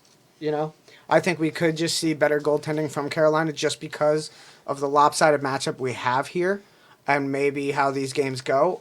You have a solid tandem in Freddie Anderson and Antti Raanta. But Kochikov, Yeah. that's the Oh, guy. they're going with Kochikov? No, he's out. He's not in the. okay. He's the third. Hmm. And that's why I say Islanders, Yes. because people don't remember because that World Juniors where he was the guy was a while ago now. Yeah. But Kochikov is a big game player. We haven't seen him in that situation yet, but that's a dude with ice in his veins. 100%. I didn't need to say it first because I know me and Jake sit in the same spot. I'm sure Jason does too. Coaching, you have to absolutely give Carolina. Brindamore's just been too. Yeah, if it seems like He's too set in that spot. He's too settled in. That it's too much of a permanent. Been there, doing that. Yeah, if it seems like we're just rolling over this series, it's because with the injuries on Carolina at the moment, Yeah. and the Islanders really, really falling into a playoff spot at not full strength either. When they're Other teams saying, "Hey, Pittsburgh, no." yeah, It wasn't the Islanders saying, "Hey, Pittsburgh, no." It was some other teams saying, "Hey, Pittsburgh, no." Ruins like a 3-year streak. 3 year, right? yeah, only 3 year. 3-year streak. Yep, playing year. That's not playoffs. Don't call it playoffs. Pull up the bracket on the NHL website. They're not in it. They aren't in it. Yep, 100%. 2020. I think. Yes, 2020.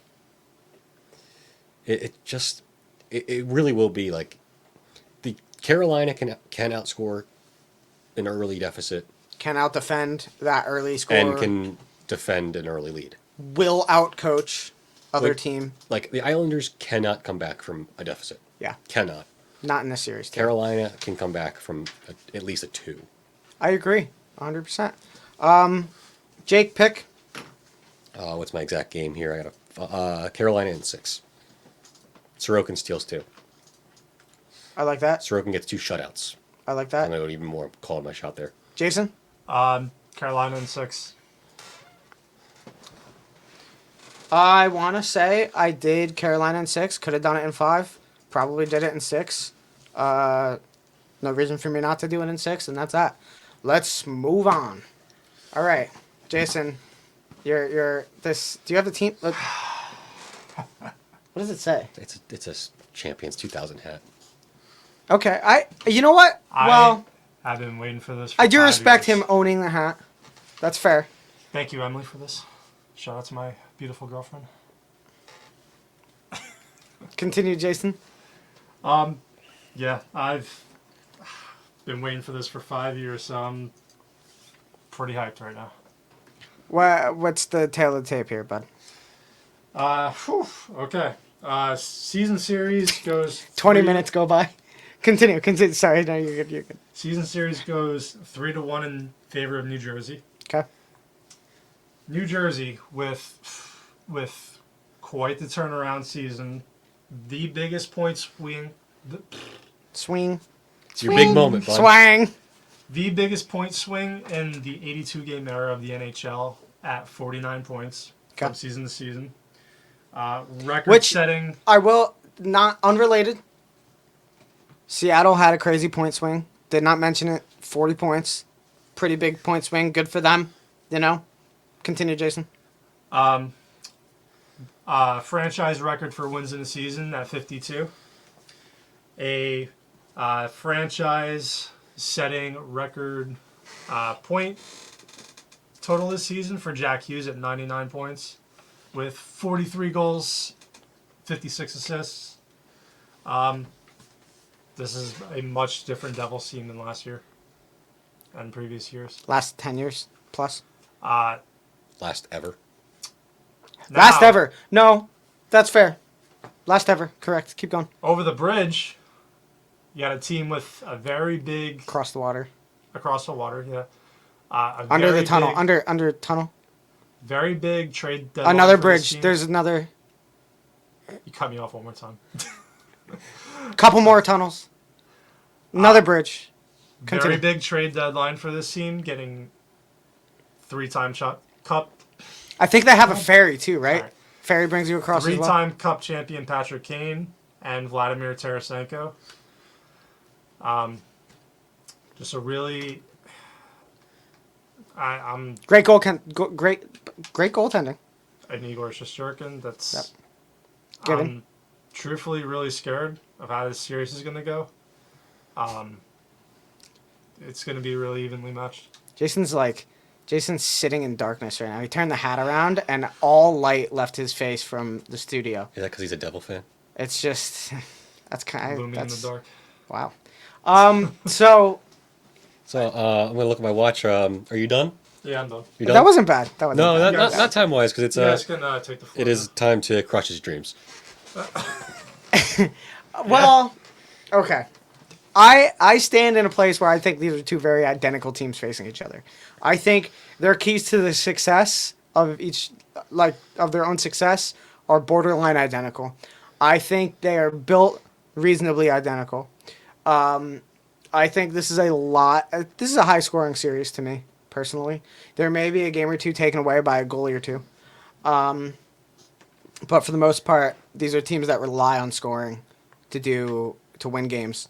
These are teams that have had players step forward, teams that have done a lot to change their team for the better, teams with rather newer coaches, teams with the same fan base, especially geographical. So teams that don't have to travel. Teams that I don't think are going to take a bus to a game once. Just drive right there, done deal. It's wild how far some of these teams have to travel in these playoffs. Some teams are traveling cross country, and when I say cross country, I mean from one country to the opposite end of another country. There's a lot of travel in these playoffs. Boston, Florida. Toronto, Florida. Edmonton, L.A. Edmonton, L.A. Seattle, Denver. Winnipeg, Vegas. There's large travel periods in this playoff. Now, New York, what? Right across just like one road. Fair. Yeah. New York, New Jersey. The New Jersey one is in the New York area. And it's no travel. Yeah, it's New York, and Newark, New York. Yep. Yeah. And so there's no excuse of any kind of travel implications whatsoever. That's not a factor in this whatsoever. Travel is a no factor in this series. These should be teams that in each and every game play at their best. Teams that have not slept, or teams that should have slept well the day before. Teams that shouldn't be jet lagged. Teams that this is just, you're right there already. You know? So and teams that should be practicing in their own facility every day. Right? I mean, you're not practicing in an away place. So Nothing's going on in a way. You're right there, man.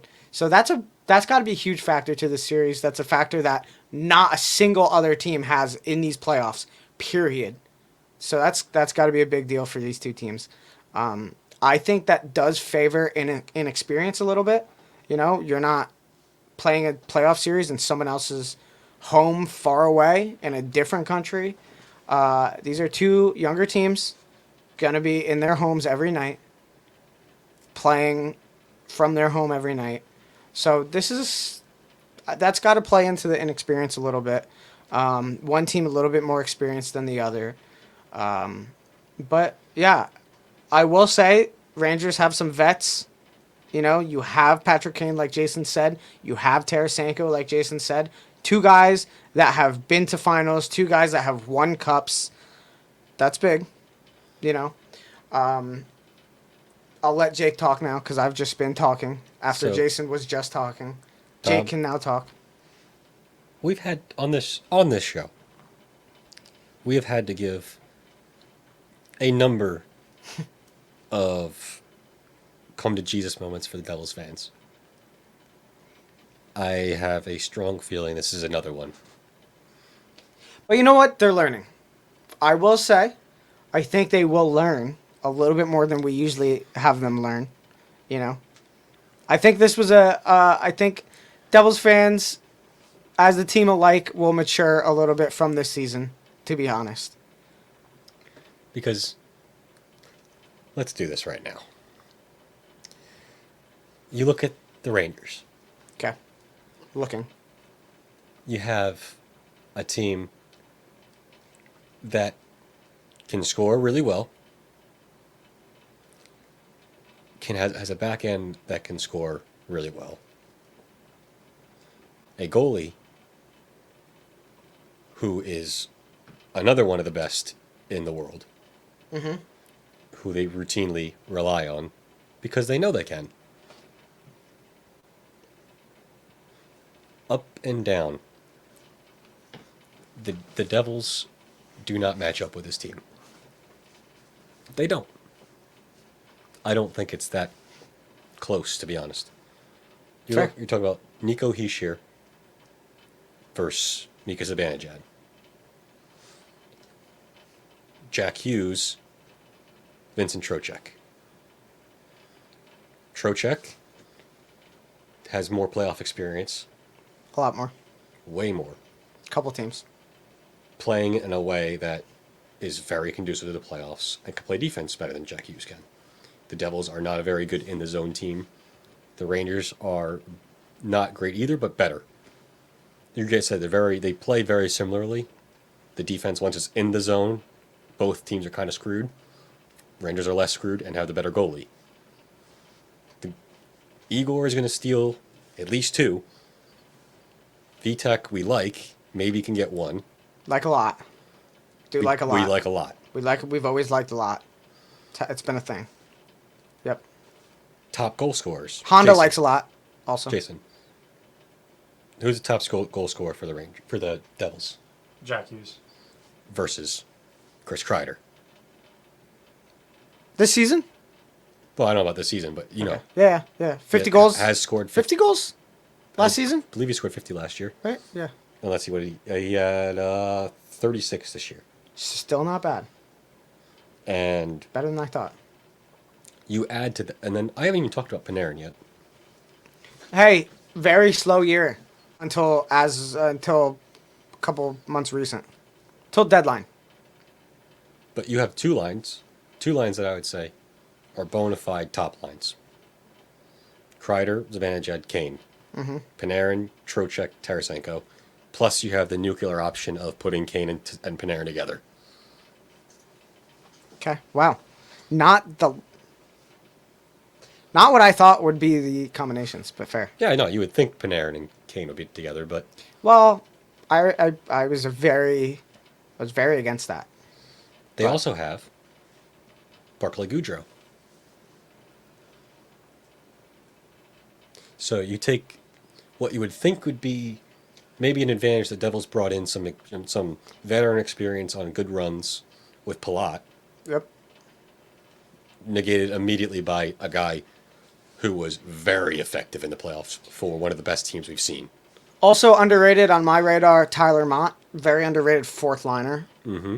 Should be a fourth liner, yes, but also So effective. How about this? We bring this to the board just to show this. okay. Offense. I'm giving it to the Rangers, up and down. I think it's close, honestly, offensively. I think the Devils play effective offensively. I think the biggest part of the Devils' offense this season, offensively, is that they've been able to capitalize in situations, capitalize on transition, capitalize entering zone, finishing play. I think the Devils have been able to capitalize offensively very well this season. Sometimes a little more lucky. Sometimes the guys have done it straight up. And I think the Devils are effective offensively. I don't think, for me personally, and this is going to be the most opinionated series we have, period. If me and Jake are opposite on anything ever, this may be it. You know, as far as opinions go and how we feel about the series. Me and Jake have been very much on the same page this year for most of everything. But I think offensively this is close. I have Rangers offensively, but for me it's not by much. Okay, what about the X factor of faceoffs? Faceoffs, yeah, 100%. I don't like the Devils on They're faceoffs terrible anywhere. at it. They are Period. terrible at it. But I don't like Mika in the faceoff circle that much either. Oh, he's better. He's He's a lot better than you think he is. He's better, but I just don't. I don't know, man. Well, I'm leaning Rangers. I lean Rangers. Period. Offensively, I lean Rangers. I also don't like. I haven't liked some of their combinations this season. I didn't like that they got Kane for Panarin. They got Kane, put him with Panarin immediately, and the team went downhill for a couple games. And I said for the week going up to that trade, if Kane goes there and they did that to put him with Panarin, they're going to succeed less than they would if they kept a line they had rolling as a first line. And I didn't like that combination. I don't know if I'm convinced by that combination still. You're doing something... But he's not with Panarin right now. No, I agree. But I'm saying if they were to fall back into being convinced by that, you're catering to something that existed, 6-7 years ago? Existed for one season? More than and that. that was it? Yeah. It's not something that I'm favorable to. I don't want them to fall into that. If they do, I will not be happy, and I will be very critical of that. If they don't, I'm happier, and I like the offense more. But that's where I stand on that. Jason, I want to hear what you have to say. Seriously, in all seriousness, I will take you seriously as much as I don't like the Devils, maybe. But I will take everything you say seriously, and there's nothing wrong with anything you're about to say. On paper, the Rangers weigh a little bit more offensively. Statistically, this year, there's been some Devils players that have scored more goals. Fair. Jack Hughes, Timo Meier. Timo Meier being like 90% of those goals on San Jose Sharks, though. But yes. That being said, it's a toss-up for me. I mean, we're going Rangers no matter what because two of us went Rangers. But Yeah. yes, that's fair. I'm okay with that. Okay. On defense, this one is less close. As much as I don't like heavily offensive defensemen, in that category, Adam Fox is second only to Cale Makar. I agree. But they also have... Well, hey, whoa. Eric Carlson. He's Apparently. not in the playoffs.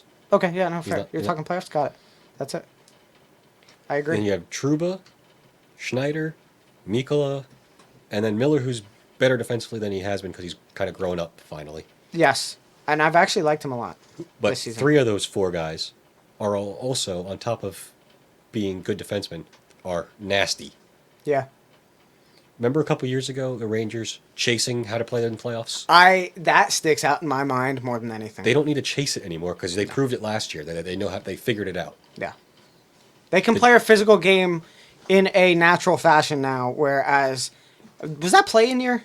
Yes. I think it was. In the that play-in was year... the play-in series. It was, and it was ugly because the Rangers had no playoff experience.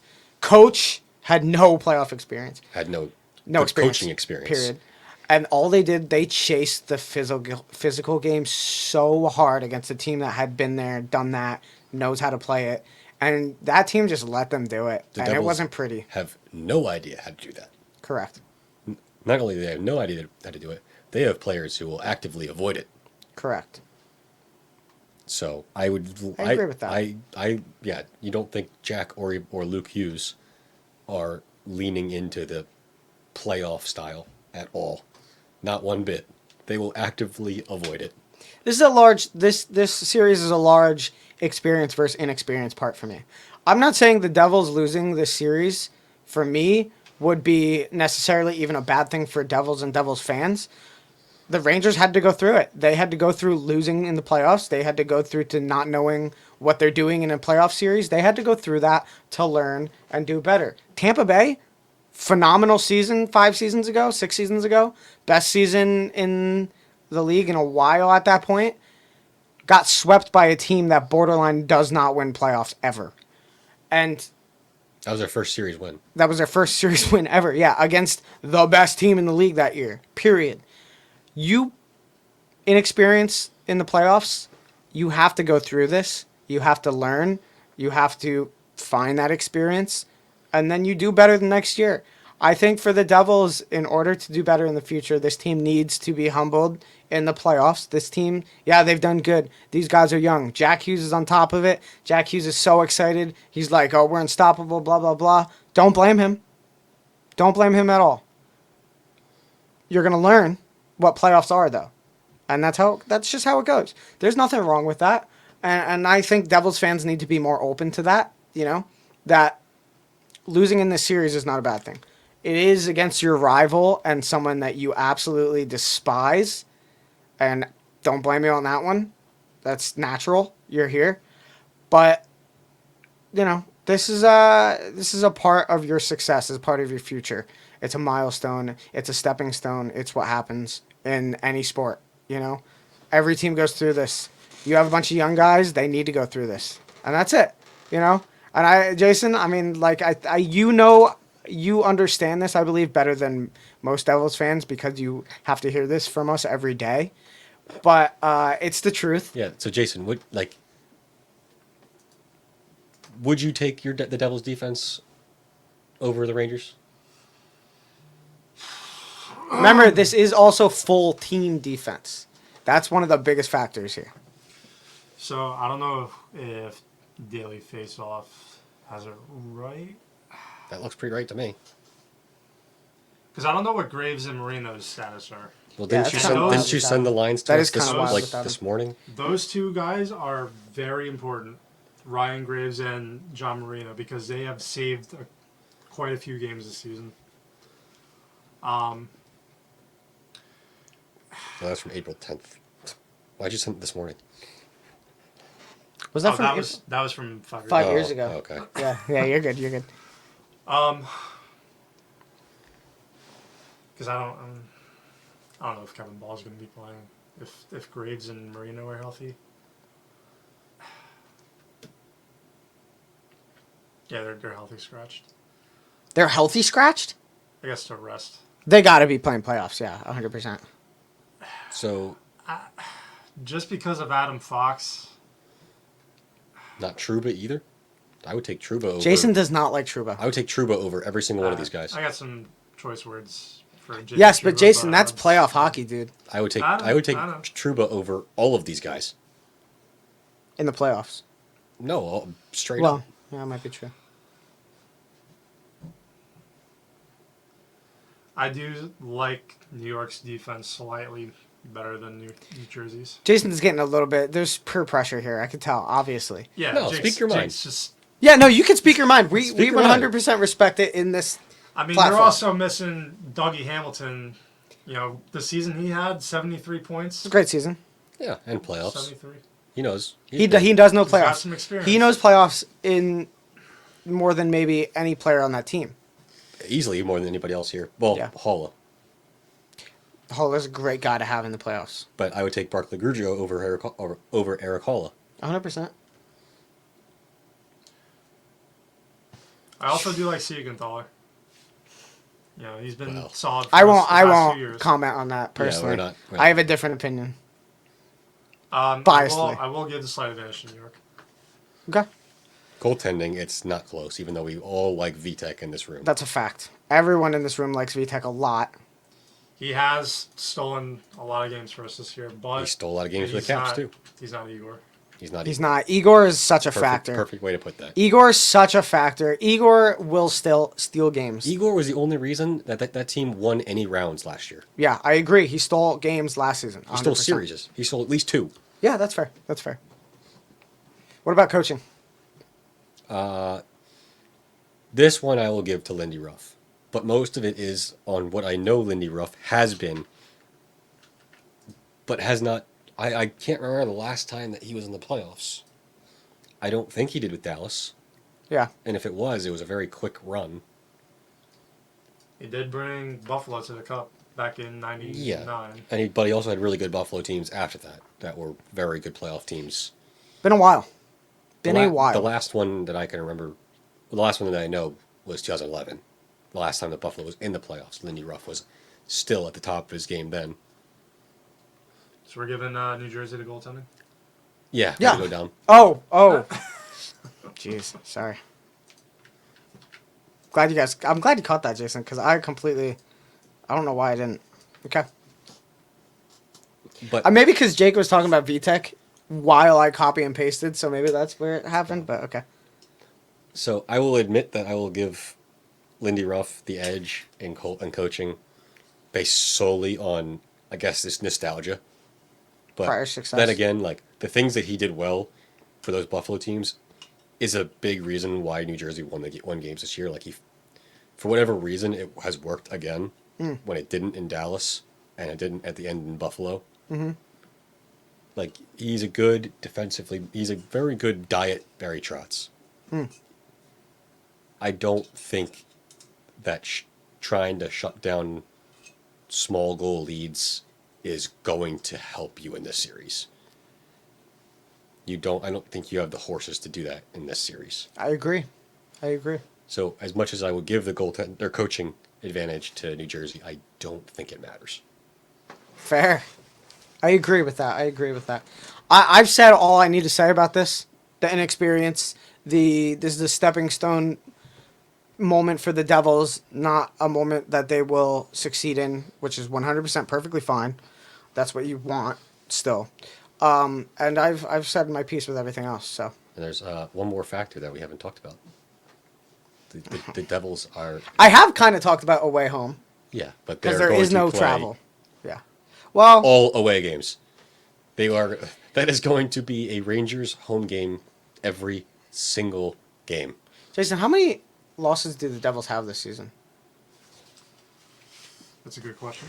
You don't have to say off the top of your head because I kind of know. I don't know number statistics, but I do know at least 70% of the Devils' losses this season have come at home. 22 losses, 8 overtime losses. 22 losses, 8 overtime losses. I do believe the last time I checked was a week and a half, 2 weeks ago. And the Devils' road losses was only 4 collectively between overtime and regular. And the rest of those 22 losses, or at least at that time, maybe 20 losses or whatever it was at home. So the Devils do seem to definitely have it a disadvantage at home as far as losing goes. Well, there was with the Wild Devils game, there was a sizable amount of Wild fans. Yeah. Plus, the building was not even full for a team that was fighting for first place. I do believe the playoff games will be sold out in this arena. Yeah, for Ranger fans. I think there will be. I think it'll be at least 65-35. I mean, you're talking about fans that don't have to travel at all whatsoever either. You know, Rangers fans have to travel less than a lot of Devils fans even, just because of where the stadium is located compared to the rest of New Jersey. That makes a big difference. Devils fans will travel to Madison Square Garden, but it will be less, 100% less. But they will sell out. I look forward to seeing all the videos. There's going to be fights. There will be fights. Was it it was a Rangers fan last year Yes, that it was. knocked out a dude. And it probably will be the Ranger fans. Yeah, probably. Yeah, 100%. I agree. I'm not gonna put that on the Devils fans. No. They're mostly talk. No, I agree. Yeah, there was that Rangers fan. What series was that? Tampa, I think. Yeah, Tampa. Knocked out the dude, Mm-hmm. like in no reason, nothing behind it. Didn't even just walked up to him. just walked up to him from behind, hit him, knocked him out. Awful, awful look. But yeah, I mean, it just is what it is. That's where we're at. Jake, I know where you sit. Do you want to say anything about it? 6 games. Okay. Just put that up there. So Jason? No, I'll go first. I'm gonna go Rangers as well. I have it in 7, to be honest. I think it's gonna be a good series. I think it's gonna be a great series. If you're looking at a good series to watch, I feel like this will be a good series to watch. Emotions will be high, 100%. The fans are gonna be loud, 100%. A lot of people care about this. So, Jason? Record-setting year, biggest point swing. I believe in my team. Devils in 7. why did I feel like he was going to say like that was Rangers? yeah? Why did I feel like he was going to say Rangers? Like he was going to lead all up to him and be like, but stepping stone year or something like that. It is a stepping stone year, 100%. I don't think it's impossible the Devils win the series, though. No, it's not. I don't. I don't think they are. I think this was and I've said it for weeks now, this is the best situation the Devils could be in a first playoff series. It's the first real playoff. First time they really made the playoffs since 2011-12. Yeah, 100%. that- They made it, but it wasn't. Yeah, that 2018. Even the game they won was hand wrapped. Like, Yeah. They had 4 or 5 penalties in the last 10 minutes of the game. They had Mostly fights. but- they had No, 3 the power play goals, I think. Yeah, in the last 10 minutes of the game. I think so. Was that an overtime win, Jason? Yeah. No, it was Yeah. 5-2. It was 5-2. Yeah, it was. Sure. Yeah, I do remember that. There's 2 empty net goals, I remember. I was there. We were there. Correct. That is true. Either way, this is a big stepping stone year, but they can win. They could win the series. 100% they could win the series. Rangers at their best, the Devils will not win the series. Period. That's how I feel. Rangers not at their best, wavering a little bit. Yeah, Devils could take advantage and win 100%. So yeah, that's this rounds it out, gentlemen. After a long first episode back, I think we hit strides. I think we shook the rust off very quick. I was very happy with how this went. Ended pretty well. Will be clips on social media. Know that for a fact. Devils fans might not like them. It's fair. It's fair. I figured out moments I will be like, okay, I'm going to clip this, put that there. Hey, blah, blah, blah, But not just for the Devil. I'm talking about like a bunch of series. So are we finishing our brackets? I don't we want never do. I don't want to finish. I don't want to do whole brackets. Okay. I don't. We'll post them. They will be on The league is public. the by league way. is also public. It will be on the gram as well. Our brackets the pictures will be on Instagram and other platforms as well. You want to say what the what the league name is? Yeah, you tell me. I'm not even in it yet. So For the fan show. for the fan show, Each word is capitalized. each word is capitalized. Spaces in between. Spaces. Spaces in between. For space the fan. Yeah, Nope. Yep. Nope. That was almost. Didn't mean to do that, guys. Sorry. Still rusty. Hey. Blame it on that. Here you go. For the fan show.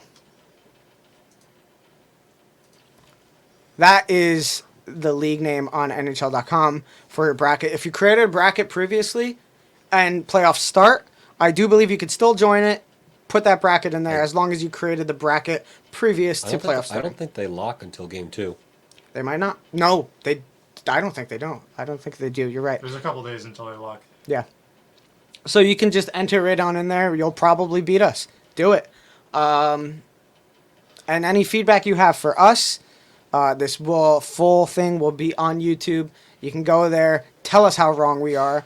Tell us how good the Devils might be per Jason.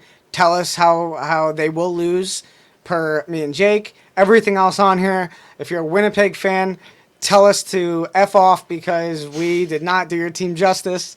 But whatever you want to do. We like the Jets. We love the Jets. Me and Jake love the Jets. We've rooted for them for a while. But, I mean, man, it's not a good situation to succeed. It's sad.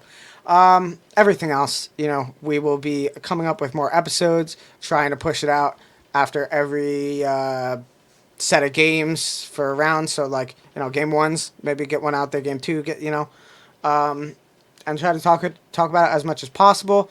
There will be more platforms that we will be on. And a lot of stuff coming soon. A lot of bigger announcements coming soon as well. A lot of collaborations coming soon as well. And we are mostly just back, period. Yeah, we're back. We're back. Between the benches, hockey is back. Playoffs are back. 2023, we are here. We are here. And it has been beautiful being back here with the three of us. Jason pulling his weight. Everything's great. I mean, we're here, Technically, I think we've done a good job. If we haven't, tell me how bad I am with that. And yeah, I'm excited to be you back. mean everything's not perfect right away? Everything's not, yeah, right? Imagine that. Devils fans' expectations. Let's get it going, all right? Let's have a great playoffs. Let's have a great time doing this, guys. And yeah, I mean, I just want to hear some feedback. Everyone that hears this, give it to us 100%. If you've made it this far and you've actually watched the whole thing, you're absolutely insane. And you care too much about all these playoffs. Good for you, and thank you. And we'll see you next episode. Half a week, probably. Thank you, guys. See ya.